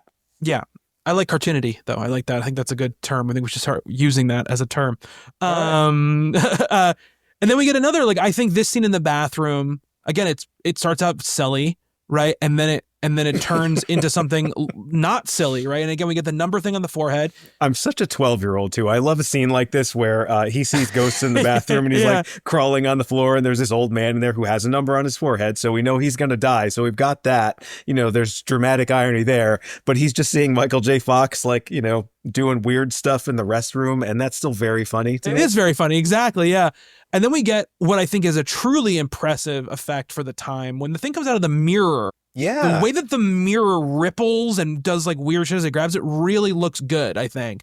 Of course, like we're talking about, very primitive, CGI effects here. So, we're not getting like the lighting and the texture work that is going to become, just usual in maybe 10 years from now when this movie is made. But, they're using the tools they have, I think, pretty effectively. And the scene is good. And I also like the chase scene when he's like chasing the Grim Reaper character like through the town, and like watching it jump on the rooftops and like kind of move like a spider across like the thing. This is the one time actually driving the way he does it makes sense. Good. Yeah. Like he's like going across, whatever things. And like Jackson's talking about the commentary. Like flying in and out of the car. And it's it's a very well designed, very, Warner Brothers cartoon kind of sequence. And I really like that about it. Jackson talks about how like that road that, the accident happens on, and everything, and like the like the really windy road. He goes, that road's like, I drive on the road every day. And he goes, those curves, I always wanted to like cut the curves. He's like, but I'm too much of a chicken. So when I went with the movie together, I was like, you're definitely going to cut these curves. Seems really fun. It's one of these things where, this is not a critique of the movie, but it's a thing where like these sort of like mistaken guilt, like, oh, it looks like this person did it, but they didn't really do it, in the circus thing. It always like gives me like the like uncomfortable feeling. Like I'm like, I don't want to watch this like feeling in it, like whatever reason. Not a criticism against the movie. It's just like a thing where I'm like, can we get through this part where they think he's the killer or whatever, and he hasn't been caught yet or whatever. Well, right. And it gets a lot worse. It gets so much worse. First of all, look at me. These fucking cops. All right. Like they're just shooting at him. They're destroying an entire museum trying to get him, and they're just like trying to kill there's him. Like skeletons of like some prehistoric rodents or something, and they're just like he's blasting them. It actually looks like the Sumatran rat monkey. Now that I think about it, they're destroying priceless artifacts just to shoot this guy who is clearly not armed and not like. Well, he's got the water pistol, right? Oh yeah, but I don't think he has it with him at that point. But yeah, he has that water pistol. I should say we skipped over, like, we're going to the museum scene, but before that happens, we do meet Dammers for the first time. Lucy's in the police station. And he's like, the FBI is here, and we get this entrance from Combs, and this whole scene is great. Everything with Combs is great. He's like MVP of this movie for sure. He brings this insane energy to the table, while also, I think, at times knowing just when to bring it down just enough where it becomes, interesting or menacing, then bounding back into like silly crazy, right? But when he's like explaining the time and mechanics of Frank's wife's death, like, he's just good in it. He's just like, his voice is at the pitch of this register, and he's got this like delivery that is like really good and like, I think, really affecting and creepy, and like really sells like the story he's telling her, right, about the death of this thing, with this flashback of like, Frank in his basketball court and the drive. This is one of the things Jack said in the commentary. He's like, this is one thing where I failed. He's like, because the concept was like, by the end, you're supposed to realize that, like, Patricia set it up. Like, she put a log across the road, and that's what made him swerve and fall down. He's like, but we didn't really shoot that, and I never really delivered it. And he's like, that's the part he said he thinks he fails the worst on, is like communicating like this was all a setup. It wasn't just like a crime of opportunity. It wasn't like the car crashed and they happened to be there. Like, it was like, they set it up. That much though? I mean, I don't think it matters that much either. No, but this is one of those things, those concepts, right, that he's trying to like, put together. But I mean, I don't have much to say about Combs other than I think he's just amazing in this movie. His whole look, the haircut, the haircut's terrific. Yeah, that like the way he dresses down to the side thing. Yeah, very, very Third Reich. Yes, absolutely. And I guess maybe that's why you were saying the one of the things that they cut out of the theatrical version is the swastika on his hand, which I mean, I guess if you didn't know that Charles exactly that on his forehead, you might kind of read that a lot differently. Particularly, he is very pale. He does have that, Third Reich haircut. You could definitely see that. But again, it's just this like weird, disturbing, out there sort of thing that I think fits perfectly for the character either way. Yeah. And he's just, Jeffrey Combs is like such a perfect B-movie actor, right? Like that's what B-movies, that's what exploitation movies are these like heightened, can't take it too seriously, but it is going to show you something that is a little out of the ordinary. That's Reanimator, right? That's why that movie is fun. They could have made Reanimator as more straight up kind of sci-fi horror movie, but because his character is so manic, because the special effects and that kind of go to the place that they go, I really like that. He is... He's that like splatter movie trash in something that is, this is a studio. Like, you don't see Jeffrey Combs doing these things in relatively big budget. And it's not a big budget movie, but a relatively big budget. I mean, it's a movie that has Robert Zemeckis' name on it. Michael J. Fox is the star of it. It's not like it's not a $5 million indie horror movie. You know what I mean? Like, that's not what it is. It's not a trauma movie. It's not somebody bringing him in being like... Right, and this character is straight out of like a trauma movie. Yes, absolutely. Absolutely, yes. But what's so good about the performance is that, yes, he's unbelievably, almost unrealistically strange, right? But I don't know if I can explain this in a way that makes sense. But the strangeness really feels like it's coming from a place, an internal place, from this person, and not like him just doing things to do things. You know what I mean? It feels like there is like a thought out nature to the insanity that he's doing that is not just like, I'm going to do the craziest thing I can think of right now. Like, it doesn't feel like that. He has comedic chops, but it's not, he's not in your face, but like, this is not like an SNL character. It's a Crispin Glover kind of thing. Yeah, absolutely. There's like an internal logic for his performance to what he's doing, right? It's not like, yes, it's insane, but it's not just like, I'm going to be crazy. That's not what it is, He does a good job of making it really feel like this guy just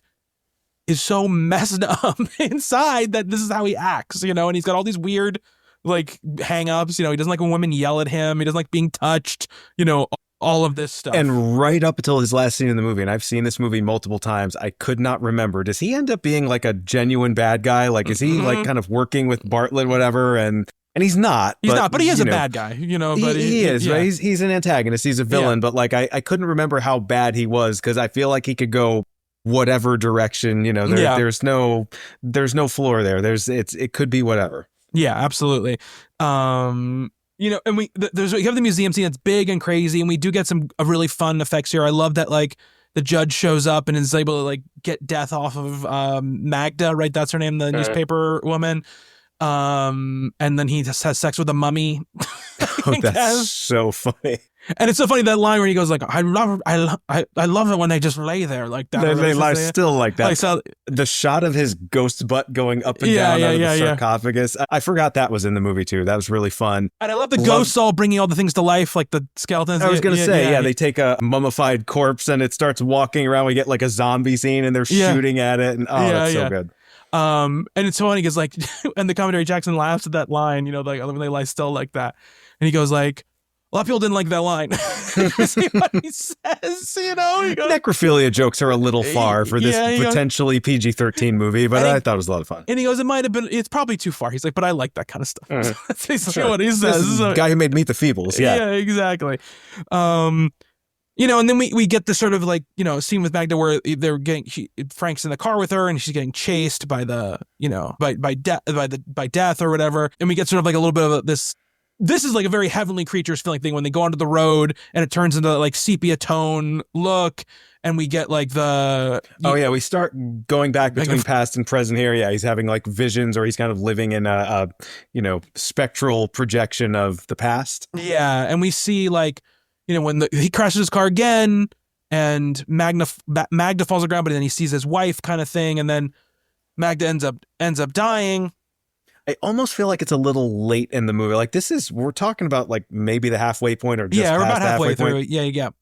I felt watching it this time that like maybe we should have seen some indication of this a little earlier on because it does feel like a little bit unearned sort of superpower that he has or an unearned thing that starts happening to him that I would have liked to have established earlier. It's interesting because like at this point, I just took it as like he's just like remembering, right? He's kind of piecing together like thing. And of course, later it's not that. Later he's like, there's so much psychic energy or whatever. He's like basically getting transported to the past. So like at this point in the movie, when I'm watching it, obviously I've seen it many times now, but when I'm watching it, I'm not even thinking about it like, oh, this is him actually like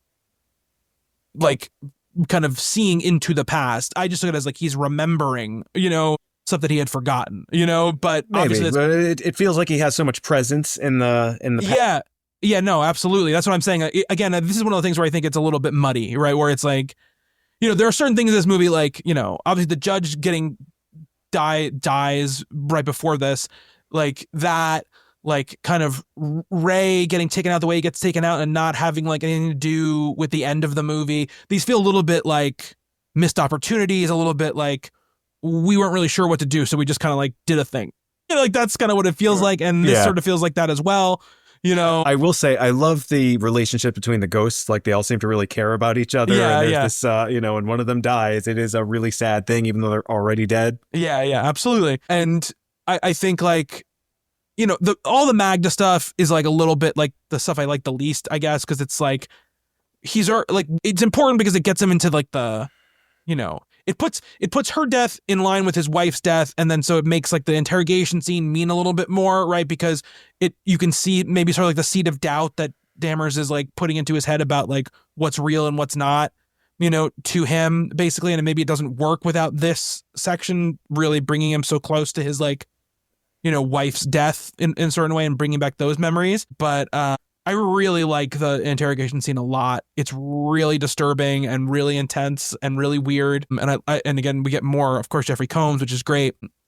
It's just like they talk, like it's, again, the commentary thing. Jackson talks about how like, Michael J. Fox has obviously his people and he has like a makeup person and a whatever. It's like he had one of his makeup guy to make his eyes look so bloodshot, basically had like what amounts to like mini tear gas that he would like purposely like get near his eyes, like weaker version of it. It's not like, like weapon strength version of it, but like to make his eyes look so weird and bloodshot, like while he was having the scene. Just interesting little tidbits, I actually like this whole section too. Like when things really start to go bad for Frank, like it does feel like the odds are very, very much stacked against him, like he's not getting out of this. Reminds me a little of months ago, we talked about The Town. There's like a somewhat similar interrogation scene in that. And like, you kind of don't feel this this sort of dread for the character. And like, again, I've seen this movie multiple times, but like here I'm really like, oh man, how is he going to get out of this? And how is he going to, eventually become the hero of this movie that we know he's going to be? Like it's a very, very low point, and it is communicated in such a way where, there's just dread, I think is the word for it, right? There's a real sense that like, not only are things stacked against him, but like this is an impossible situation. I love that. This is a broad strokes, big swings kind of movie. And I feel like even with that kind of stuff, it is very intense. Like you say, I mean, just the way he looks, the way this interrogation goes down, when he's locked up after this, I really sort of feel it. Yeah. Really creates a nice emotional connection with this character in this otherwise very silly movie. And I love this idea that Dammers, right? It's such an interesting like choice for like the writing of the character, which is that he like almost has enough information to get it right, but he doesn't believe in the same type of supernatural weirdness that is actually going on. He thinks it's something completely different than what's going on. He thinks it's like he believes in like psychic powers and all this stuff, but he does not believe in ghosts or anything. He thinks all that stuff is like gobbledygook or whatever. And I think that's just a fascinating way to write the character, which is like because you can almost feel like you're saying like almost this moment where he would believe him, right? And all of a sudden he would kind of be helping him. You could see that in a version of this movie, right? Where it's like he realizes that he was wrong, right? But they could take it to a way crazier place with him, but. That is a thing you could see, but it's just like it's very kind of understandable in modern times where you have a lot of people who are like, get like 90% of actually what's going on, but that 10% they don't get makes them completely wrong about what's going on. Like that's how I feel like this guy is like in almost every way. So a couple stuff that's on the director's, the theatrical cut that's in the director's cut, the whole scene where like, he can't see the ghosts anymore when they walk in and come talk to him or whatever. That's not in the theatrical cut.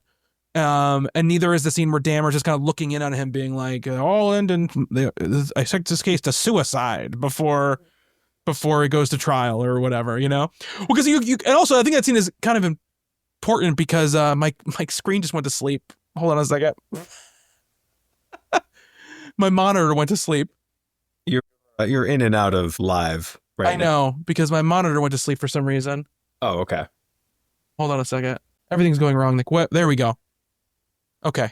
I think we're back. Yeah. What is going on?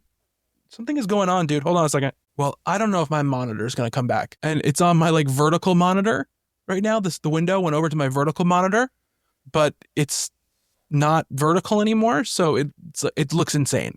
I just want to tell you right now. What are you seeing? I'll show you what I'm seeing. I'll send you a picture, my friend. Oh, okay. Because everything looks perfectly fine and normal. No, everything's here. fine for you. It's not. Your camera's working. Yeah. My camera's fine. It's not that. It's And your connection's fine. Yeah, my connection's fine. It's just my monitor for whatever reason. You can look at it. It's literally vertical. It's literally vertical. I have a vertical monitor to my right, and for whatever reason, this monitor freaked out. And is not working. And because it's not working, it's making everything. It thinks this is my main monitor now. Right. Great. Hold on. I mean, I've done this to you how many times? Do what you need to. Take your time. Actually, you know what? I'm going to step out and pee because I might as well do that. And maybe that'll give you some time to figure this out. Be right back. Okay. I think we're good. We're good. I think we're good now. I think we're good. Yeah? Yeah. I did just, right. I unplugged both the monitors and replugged them back in, and it seemed to have fixed it. The HDMI cable was like scalding hot. So I think really? That's probably what it was. I don't know how the fuck that happened. It's not even hot in here. It's like my landlord keep the AC on like negative 47 degrees. So it's always like freezing in my apartment. Oh, dude, I'd be miserable. Like I'd rather it be that than really hot. So I'd rather. But see, I hate being cold. Like I went during this whole heat wave. It was like you couldn't even have. I wouldn't even have told you it was a heat wave because it was so fucking cold in my apartment. So we're like in the summer, I'm wearing like sweatshirts because it's so cold in here. So anyway, let's get back to this. Might be our first wardrobe change in the history of the show. I just took off my sweatshirt. I know. We did a quick change. But anyway, the whole thing with him not being able to see the ghosts, and then Dammers being like, there's suicide or whatever. And I think it's an interesting scene because it's just like, forget about the Dammers thing. I like that the cop says like, we don't have any evidence that he did anything wrong. Because I'm thinking all the time, like, what evidence you have to arrest this guy? That he was near people who died? Like, that's not evidence. You can't keep somebody arrested right, for and that. we didn't mention, right? Like the method of death is like their hearts are basically like squeezed from. There's no puncture wound or anything. So all these people are very mysteriously dying, and he just happens to. I mean, he is at this point in the film. He has been around enough of them where I'd be a little bit suspicious too. Yeah, but he's been around like 2 or 3 of them. Like, there's been 28 of them. Has he been around all of them? Like, that's the thing I want to say. Like, I'm like, well, do better police work, guys. His wife was the first. His wife was the first, but then there's been a lot after that, But, I guess, the Dammer's excuse is that he's using his mind to do it, so he can be wherever he wants to be, right? He's wearing a nipple vest in order to stop himself from getting killed. Dammers is not Bannister, obviously. Is that before this where he like rips his shirt open and he's got like that's in the interrogation scene where he's like, are you trying to do it right now? Bulletproof. Yeah. That's great. Yeah. And it's got nipples on it. The vest he's wearing. Of course it is. Same year as Batman and Robin. We get it's 2 years before Batman. Yeah. We get a fun scene where Lucy's kind of she goes to Frank's house and she kind of sees his house. We see this like turn the basketball court into a garden. I love this. This is such a fun scene and such a good scene, right? Because she's there and like genuinely like she has feelings for him at this point. She's heard a little bit about his wife and all that. So she is looking at like it's a dramatic scene for her, but then Ray is there also as a ghost and she can't hear him and he's just like, oh, this place is a shithole, and he's like kind of doing this like comedic running commentary on the whole thing. And so the scene has to kind of balance those two things, right? Yeah. Like Ray being this silly asshole and her like genuinely getting a sense of who Frank is and developing deeper feelings for him. And just the garden. I know it's a very, very obvious thing, but I think it's such a nice touch. I do too. Already kind of got the story about that. That was the argument they had before she died, and he was going to build a basketball court. She wanted to have a garden there. So, and it's so well done too. There's this like disintegrating basketball hoop surrounded by like beautiful, clearly very well maintained flowers. We haven't seen that yet. We've been in the house a lot, up to that point in this movie, and it's done as a reveal to her. It's there for us as well. It's so nicely done. I mean, it's certainly melodramatic, but again, in this movie that is so heightened in so many ways, and that is heightened as well, but it's heightened in a different way than the rest of it is, and I really like that. And that coupled with just Michael J. Fox being that very sympathetic character, that very sympathetic actor, that does, there's some real gravity to this movie that I definitely, I remember, as a much younger person seeing this the first time, like I was just in this for the special effects and the ghost shenanigans and all that stuff. And I remember being moved by it even then. And I was like, wow, this must be a really good movie, right? Like you spend that period of your life like, okay, what is a fun movie? What is a movie I enjoy watching? And what is a good movie? And I think, it's stuff like that just kind of signaled to young me, like The Frighteners is a good movie, right? Like this is clearly a very talented person. This is not somebody who's just trying to appeal to my, teenage desire to see, action and shenanigans and blood and guts and whatever. Yeah, absolutely. And, we also she goes back to the Patricia's house, and this is where we learned about like, where she sells even more. The fact that her mom is crazy and blames her for everything. And, she hides in the mom's closet and she finds Frank's. This big thing that Dammers brought up was that this switchblade knife, which has Frank's initials on it, was in his toolbox and in it's his been car, missing since his wife died. Yeah, and his wife had the number 13 carved into her head. So that's also one of the reasons, right, why they think it's. They think it's Frank who's doing it, and she finds this thing in the closet, and she basically like heads to the police station, and you think in a more standard movie, she'd go to the sheriff or something and be like, look, I found this in this woman's closet. Obviously, it's not Frank. But no, she like goes into the cell. And I think it's funny that like they think he's killed 28 people, but they're like, just let her in. Yeah. And lock the door behind her. Yeah. Let us know when you're done. Yeah. Which I think is just so funny. But this is a scene where I think like, I like the concept of like this like kind of very small space where he, like, Bannister's trying to protect her from, the death trying to kill her because she has the number on her head now. And like, the this ghost, is where he sees it the first time. he sees right? it the first time on her head. Yeah. Yeah. And then the ghosts are like, fighting and trying to like save them and trying to get him out or whatever. And I really like the concept of it. I don't think it necessarily like the stuff in the cell itself works exactly, I think, as they want it to, but I still think it's fun and good. And then I do like, this like escape scene when they're kind of running out, and the way she kind of plays like the victim to Dammers, and then like just wrecks him with a fire extinguisher when they're trying to leave. I like that, poor both the ghosts get killed. Poor both those ghosts. Yeah, I thought there would be more of them. Yeah, we should say Ray is already dead at this point. Dead again, dead. Because he sees the house as like this kind of like devil house, and then he goes in there and gets, chopped up by the Reaper or whatever.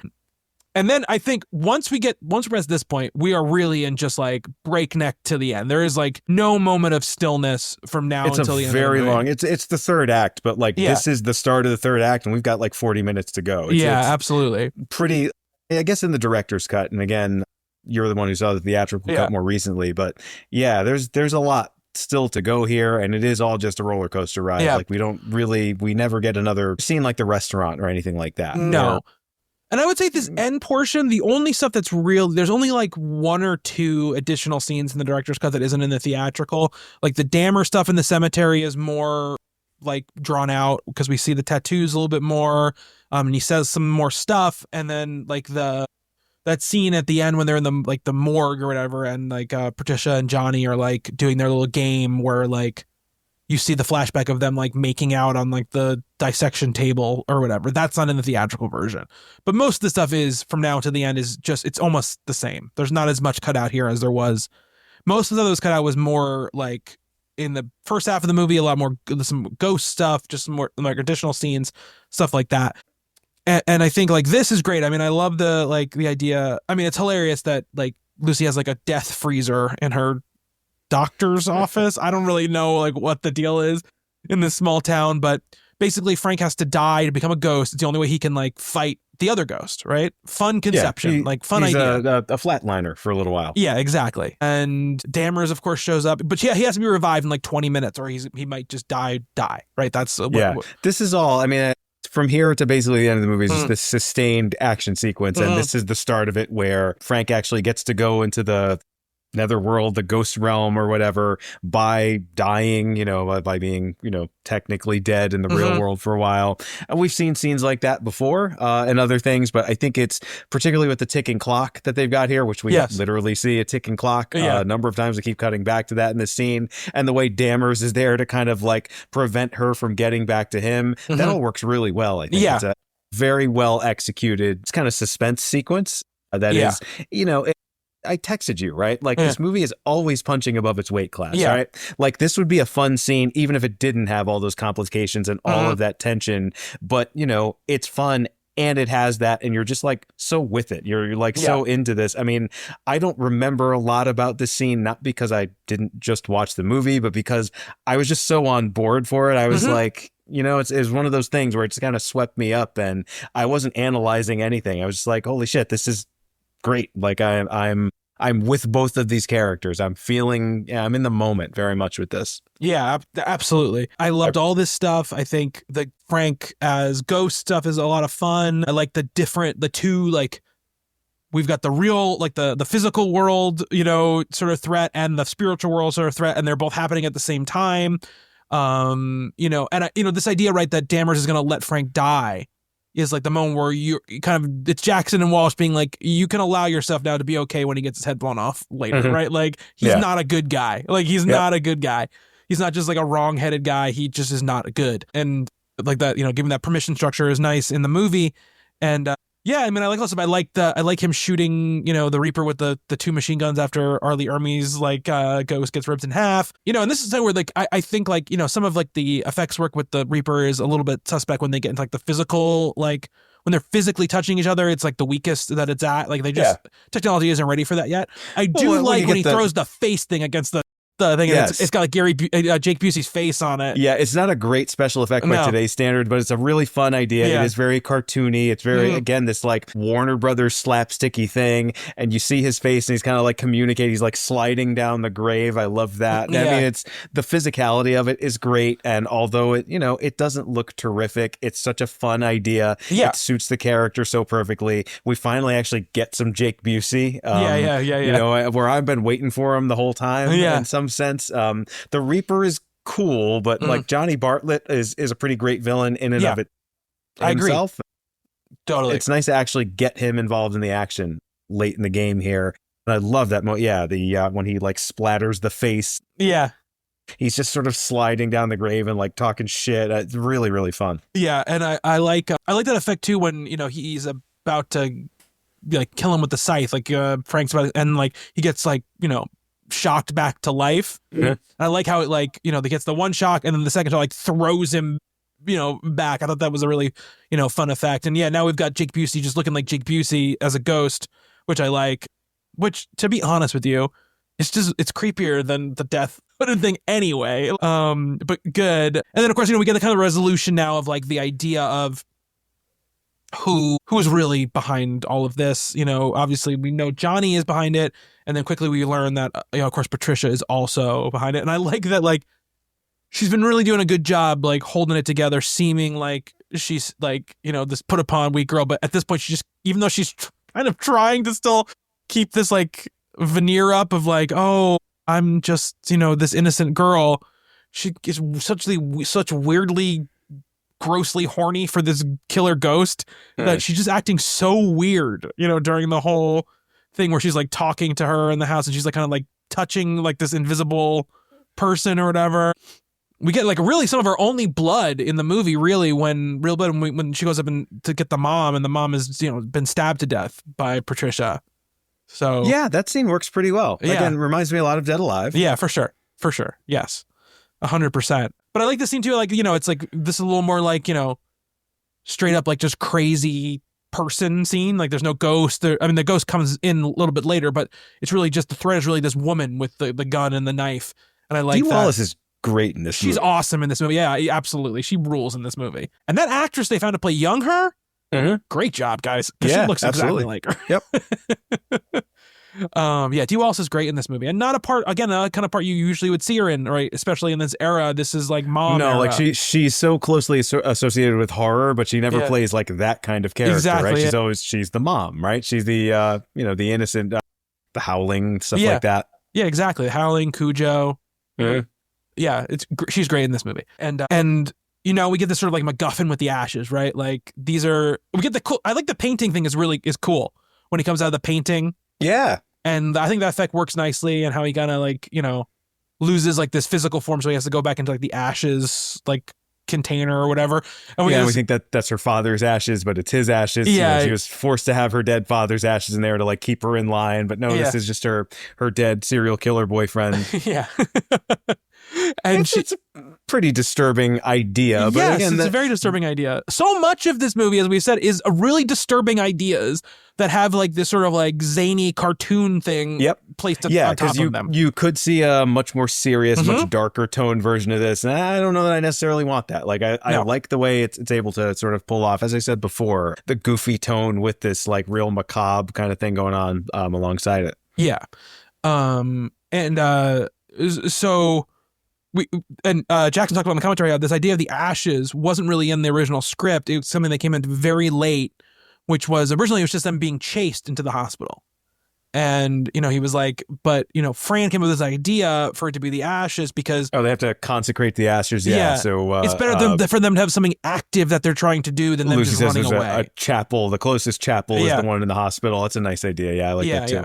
And this hospital scene, he talks about how, like, before they shot it, like, him and Michael J. Fox and Fran, and I forgot who else said, like, they kind of met, like, on their off day and kind of, like, figured out all together, like, these kind of, like, situations, like, these vignettes that were going to happen in the hospital and how they were going to happen. Like, the elevator thing, he's like, it wasn't originally in the script, but we were looking around the area and we found the elevator. I'm like, well, this might be a fun place to have, like, a dramatic, scene happen. And this scene here and, like, this thing here and, like, the thing with the ashes, like the statue falling and the ashes flying in the air.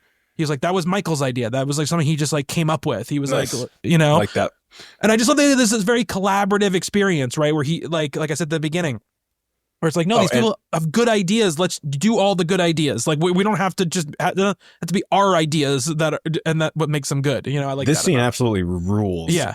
You know, the past and the present, and we're seeing the massacre. Like, I forgot how much of it we actually see in this, and we're kind of going back and forth between that and this chase, this kind of ticking clock thing. I mean, it's all just really, really well constructed. It's so compelling. It's so, I mean, again, this movie could have just been fun and funny, and instead, we're going to give you this amazing action sequence where we're doing all these different things. We're cutting back and forth. It is really high degree of difficulty. High degree of difficulty. Degree of difficulty. Absolutely. If Joe Wright is handsomely mounted, Peter Jackson is high degree of difficulty. Absolutely. And I really like the scene where he's underneath the bed and she's coming into the room with a shotgun, and that like way it cuts between like the current day and the past. Like there's that one time where she like sort of like steps in front of the bed and like points the gun at the bed, and then it like match cuts to the past where she's young her is shooting the person in the bed. I really like that stuff. I really like this concept that he's like doesn't know that the modern version of her is even in the room, right? Because he's so out of it, like experiencing this thing that happened. You know, I liked that a lot, and I liked really how it's all set up. And like this is where the Dammers gets his head shot off, which is a really fun, like memorable thing. Well, it's one of those great confrontations where there's two people pointing guns and somebody in the middle just like whoop, and it's great. Yeah, he falls to the floor, and then like this ending right before like the kind of like the finale of the movie. This is like I think the most time where he kind of really turns up the like actual kind of disturbing horror parts of it, where he kind of takes away all of the Looney Tunes stuff, and he's like, these are just two psychotic people who are going to kill you in some really terrible way. Like that is just all it is. There's no longer any like where they're like hyping each other up for murders. There's like it's kind of a sex scene where she like stabs him a bunch of times, and he's like, it feels good. You know, like S&M kind of thing. It is, they're earning the R rating here, I think. It's weird and difficult in that moment for sure. And then like, you know, how do we feel about the like hell tunnel thing? Oh man, it's such a mid 90s, late 90s CGI hell. It reminded me of Spawn. Remember the Spawn movie? It looks like a Korn music video. There you go. Yeah, sure. I think it's a fun idea. Yeah. This is when the movie. So we get the most sort of grounded horror stuff before this, and then we're literally there is an afterlife, there is a heaven. They go to heaven. You know, Frank actually goes to heaven for a little while. And then we see hell, this hell beast that swallows the two villains, and I mean. I like it, actually. I think in the context of this movie, even now, it's obviously the effects are kind of showing their age. Yeah, of course. But because the rest of this is so goofy and so over the top, I don't mind it. And, you know, the fact that it's this giant thing that like swallows them and then goes back down. Yeah. You know, if it was... I like when the thing has come through his eyes. Like the little thing has come through his eyes. I think the concept of it, absolutely. Let's kind of just like take this to the highest level we possibly can and go crazy with it. And, you know, it's that fun, like it's like a Pink Floyd The Wall kind of thing. Yeah, totally. Yeah, absolutely. Like this now, you could just buy off the rack better assets, you know, from like the Unity store or whatever, and it would look amazing, but it wouldn't have quite the personality. No, definitely not. You know, what strikes me about listening to all these people, and you hear these people talk in the documentary or interviews about this movie, all of them are just like, man, I'm so upset that this isn't one of the movies that I made that was like big. Like I would trade other movies that I was in that were big for this movie to be big. Like that is like what a lot of them would say. And it's just funny. It just seems like everyone had like a great time doing it. Everyone was really into it, and you can feel it like in the movie. You can feel everyone is like super invested in what's going on in the movie. And then, you know, we get the fun, like sort of nice ending with her like pretending to be death or whatever. And we know that Dahmer's is like sticking with the sheriff, is like haunting the sheriff or whatever. Guardian angel. His guardian angel. Yeah. I like all that stuff. And then, of course, because this is a 90s movie, we get a not very good cover of Don't Fear the Reaper at the end. We have a couple. I think there's Don't Fear the Reaper, and there's one other song in this movie that are both on the Scream soundtrack as well. Superstar? Is it Superstar? The Carpenters cover. Yes. Yeah. Sonic Youth. Yeah, that one's great. Yeah, that cover, Sonic Youth cover, is great of that. I really like that. Yeah. But actually, no, that's on the I Know What You Did Last Summer soundtrack. No, that's Summer Breeze, right? They're both on there. That's Typo Negative Summer Breeze. They're both on there, I believe. I believe they're both on there. I'm sure you did too. I did too. I had all those horror soundtracks for sure. Those like teen horror movies. They're good soundtracks for the most part too. They are, yeah. Well, I did a screening of Scream last fall and listened to the whole thing and played it, before we got started. And I've listened to Red Right Hand so many times. That was on the X-Files soundtrack of songs that weren't actually in the X-Files. That's so funny. Like X-Files inspired CD, and being the X-Files fan that I was, like, I gotta own that. Yeah. So yeah, Don't Fear the Reaper. It's a New Zealand band. I forgot what Peter Jackson says the name of the band. Mutton Birds, I think. Mutton Birds. Yeah. He goes, I wanted it to be a New Zealand band. Basically, is what he said. And he makes a joke about Jake Busey in that scene where where he's kind of like talking to the Dee Wallace character, and Lucy doesn't know that he's there, right? Obviously, because he's a ghost, and they're talking about all like the different serial killers and everything like that. And he goes like, "Oh, but the Americans should really have the record or whatever."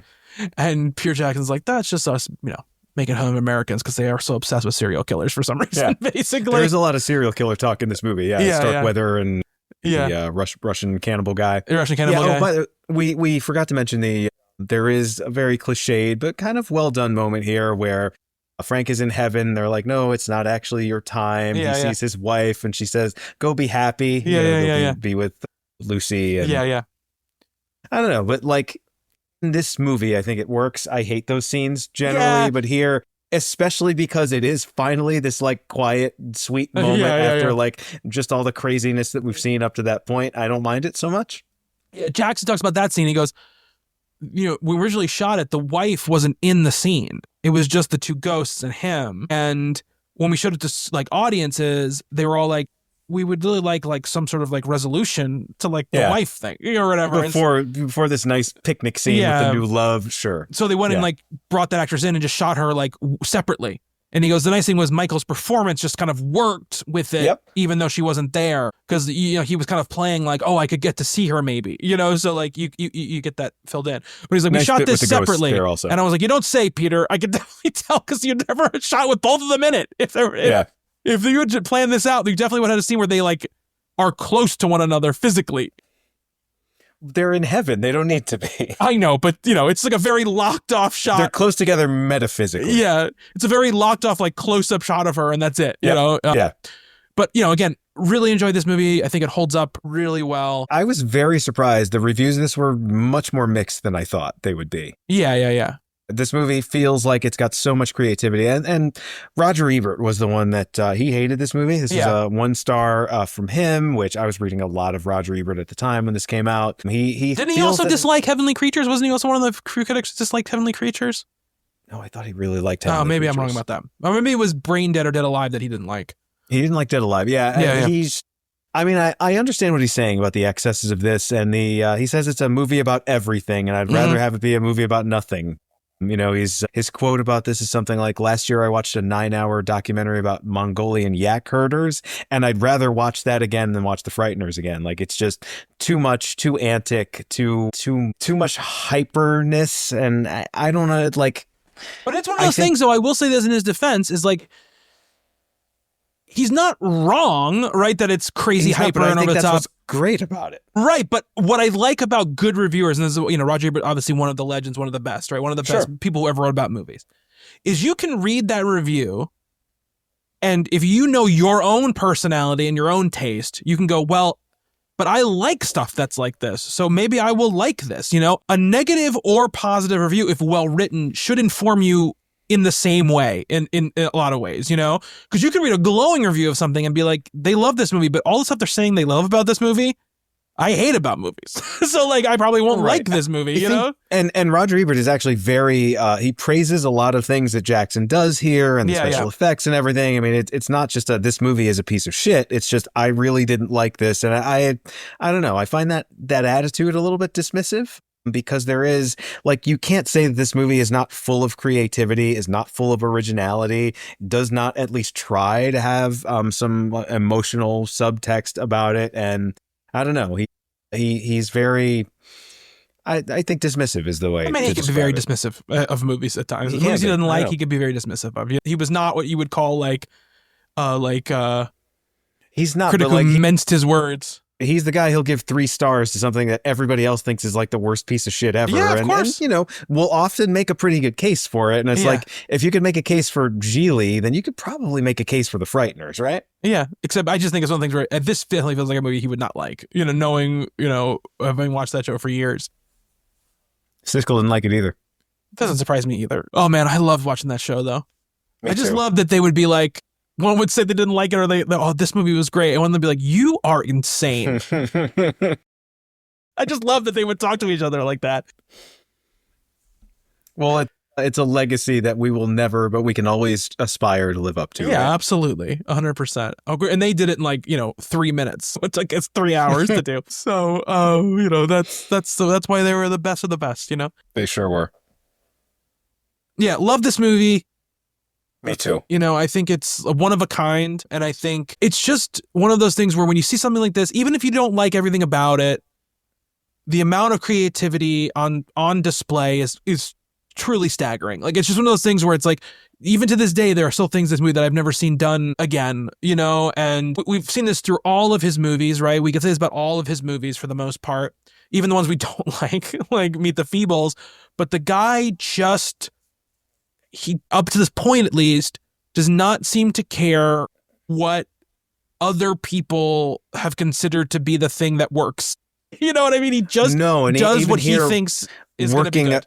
Some sense within the studio system, although he and Zemeckis got final cut on this. Yeah. Like that was agreed to before they even started working on it. And, as you said before, Zemeckis kind of had the pull for that. Yeah. Peter Jackson is still kind of a newbie at this point. Yes. Like, he's got 2 indie films that were pretty well regarded, Yeah. or at least, kind of made his name for himself. But, he is in control here in a lot of ways. And he is, as he said, back with Meet the Feebles, he's making the movies that he wants to make. He's making the movies that he wants to see. And it's very obvious throughout here. Yeah. There are safer choices everywhere. Like, every scene in this movie could be done in a blander, safer, more studio friendly, more audience friendly kind of way. And it's like, nope, we're going to be goofy. We're going to crash this car through everything we can possibly crash it through. We are going to have the third act be like 45 minutes long. And, either you're along for the ride or you're not. And unfortunately, a lot of people weren't. I keep comparing this to like such popular movies, and I feel like if you like Beetlejuice, you gotta like the Frighteners. Yeah, if you like Ghostbusters, you gotta like the Frighteners. Yeah. It is, it's right in that wheelhouse. It's doing kind of a very similar thing in an interesting way, where it's not just like this is a rip. What was the? It's called Evolution, the one where it's like Ghostbusters with aliens instead of ghosts. That was very obviously what it was trying to do. Yeah. This one, if it's drawing on that, it's drawing on that in a way where it's like, hey, remember that thing you liked? Well, here's like a spin on it, and I really like that about it. And let's not forgo to give credit to the fact that this movie partially exists because Robert Zemeckis is a dang ass freak, and he really is. Even though he's made some of the most popular mainstream movies in history, guy likes weird shit. And sure, Back to the Future is a weird movie. Yes, it's a weird ass movie, but I'm just, guy loves weird horror stuff too. That's why he did Tales from the Crypt. He's just, he is a guy like that, right? Without him, this movie probably isn't the movie it is. It probably is, a lot more cut down. It's a lot more, it's different. There's a lot more of studio interference. And he definitely protected Jackson. I'm sure Jackson, who coming off an Oscar nomination, probably had a lot of people wanting him to do something, in Hollywood. Yeah. So there probably was a little bit of he had a little bit of negotiating power in that way. But I don't think without Zemeckis, you get what this movie is. But you could also see Jackson doing this as a very stripped down, low budget, Dead Alive type thing For that sure. is more splattery, more Troma-esque. There's a version of it that's like that too. And I actually like that he's at least trying to speak to the mainstream audience here. Because it fits into that milieu of movies you're talking about, and I think that's what he wanted to do, right? He wanted to make a Beetlejuice or a Ghostbusters or whatever, one of those type of movies, I think. One of my favorites from when I was a kid, still really like it. This movie cost $26 million to make. We're not going to say any number that low for the rest of the time we talk about this guy's movies. I don't think there'll be another movie that doesn't have a 1 in front of the budget. True. There isn't a triple digit budget. We're in triple digits. Yeah, for sure. From now on, I'm pretty sure. King Kong's a small movie, right? King Kong's a little movie. I don't know how much the Lovely Bones cost. I'm sure it was expensive, but I don't know how much it cost. I feel like it didn't have to be, but he made it. He found a way to make that movie expensive. Yeah. Not a good way, but yeah, we'll get to absolutely. 100%. But we'll get there when we get there. Next time, we're going to talk about The Lord of the Rings, The Fellowship of the Ring. Here we are. Here we go. Here we go. The things to talk about. Such a big movie. It will, up to this point, obviously the most influential, biggest movie we'll have talked about up to this point. And so it's new territory for us, but I'm excited to tackle it and get into it. We're going to watch the extended editions for the review for sure. Just keep following on the Peter Jackson mold of watching the longest possible version of whatever movie he made. So I'll be watching that. And then I'm going to watch a ton of special features and stuff like that just so we can have a really nice, in-depth conversation. Me too, because I've always meant to, and I've owned those DVDs for like 20 years and still have not I'm jealous of you, to be honest with you. You're watching it for the first time. That's really cool, watching those features for the first time. I've seen the movie. No, I mean the features, though. Like the features are, you're going to learn a lot about the making of that movie. Love that stuff, as we were saying. A lot about the stuff I'm really interested to listen to again is the stuff at the very beginning where he talks about how the movie got like greenlit and how he got the movie the go to him for him to make the movie, basically. Really fascinating story considering his career up until that point. But yeah, we'll talk about that next time. But until then, thank you, Nick. Thank you, Bobby. And thank you to everybody who's watching or listening. Until next time, be good to one another. Later.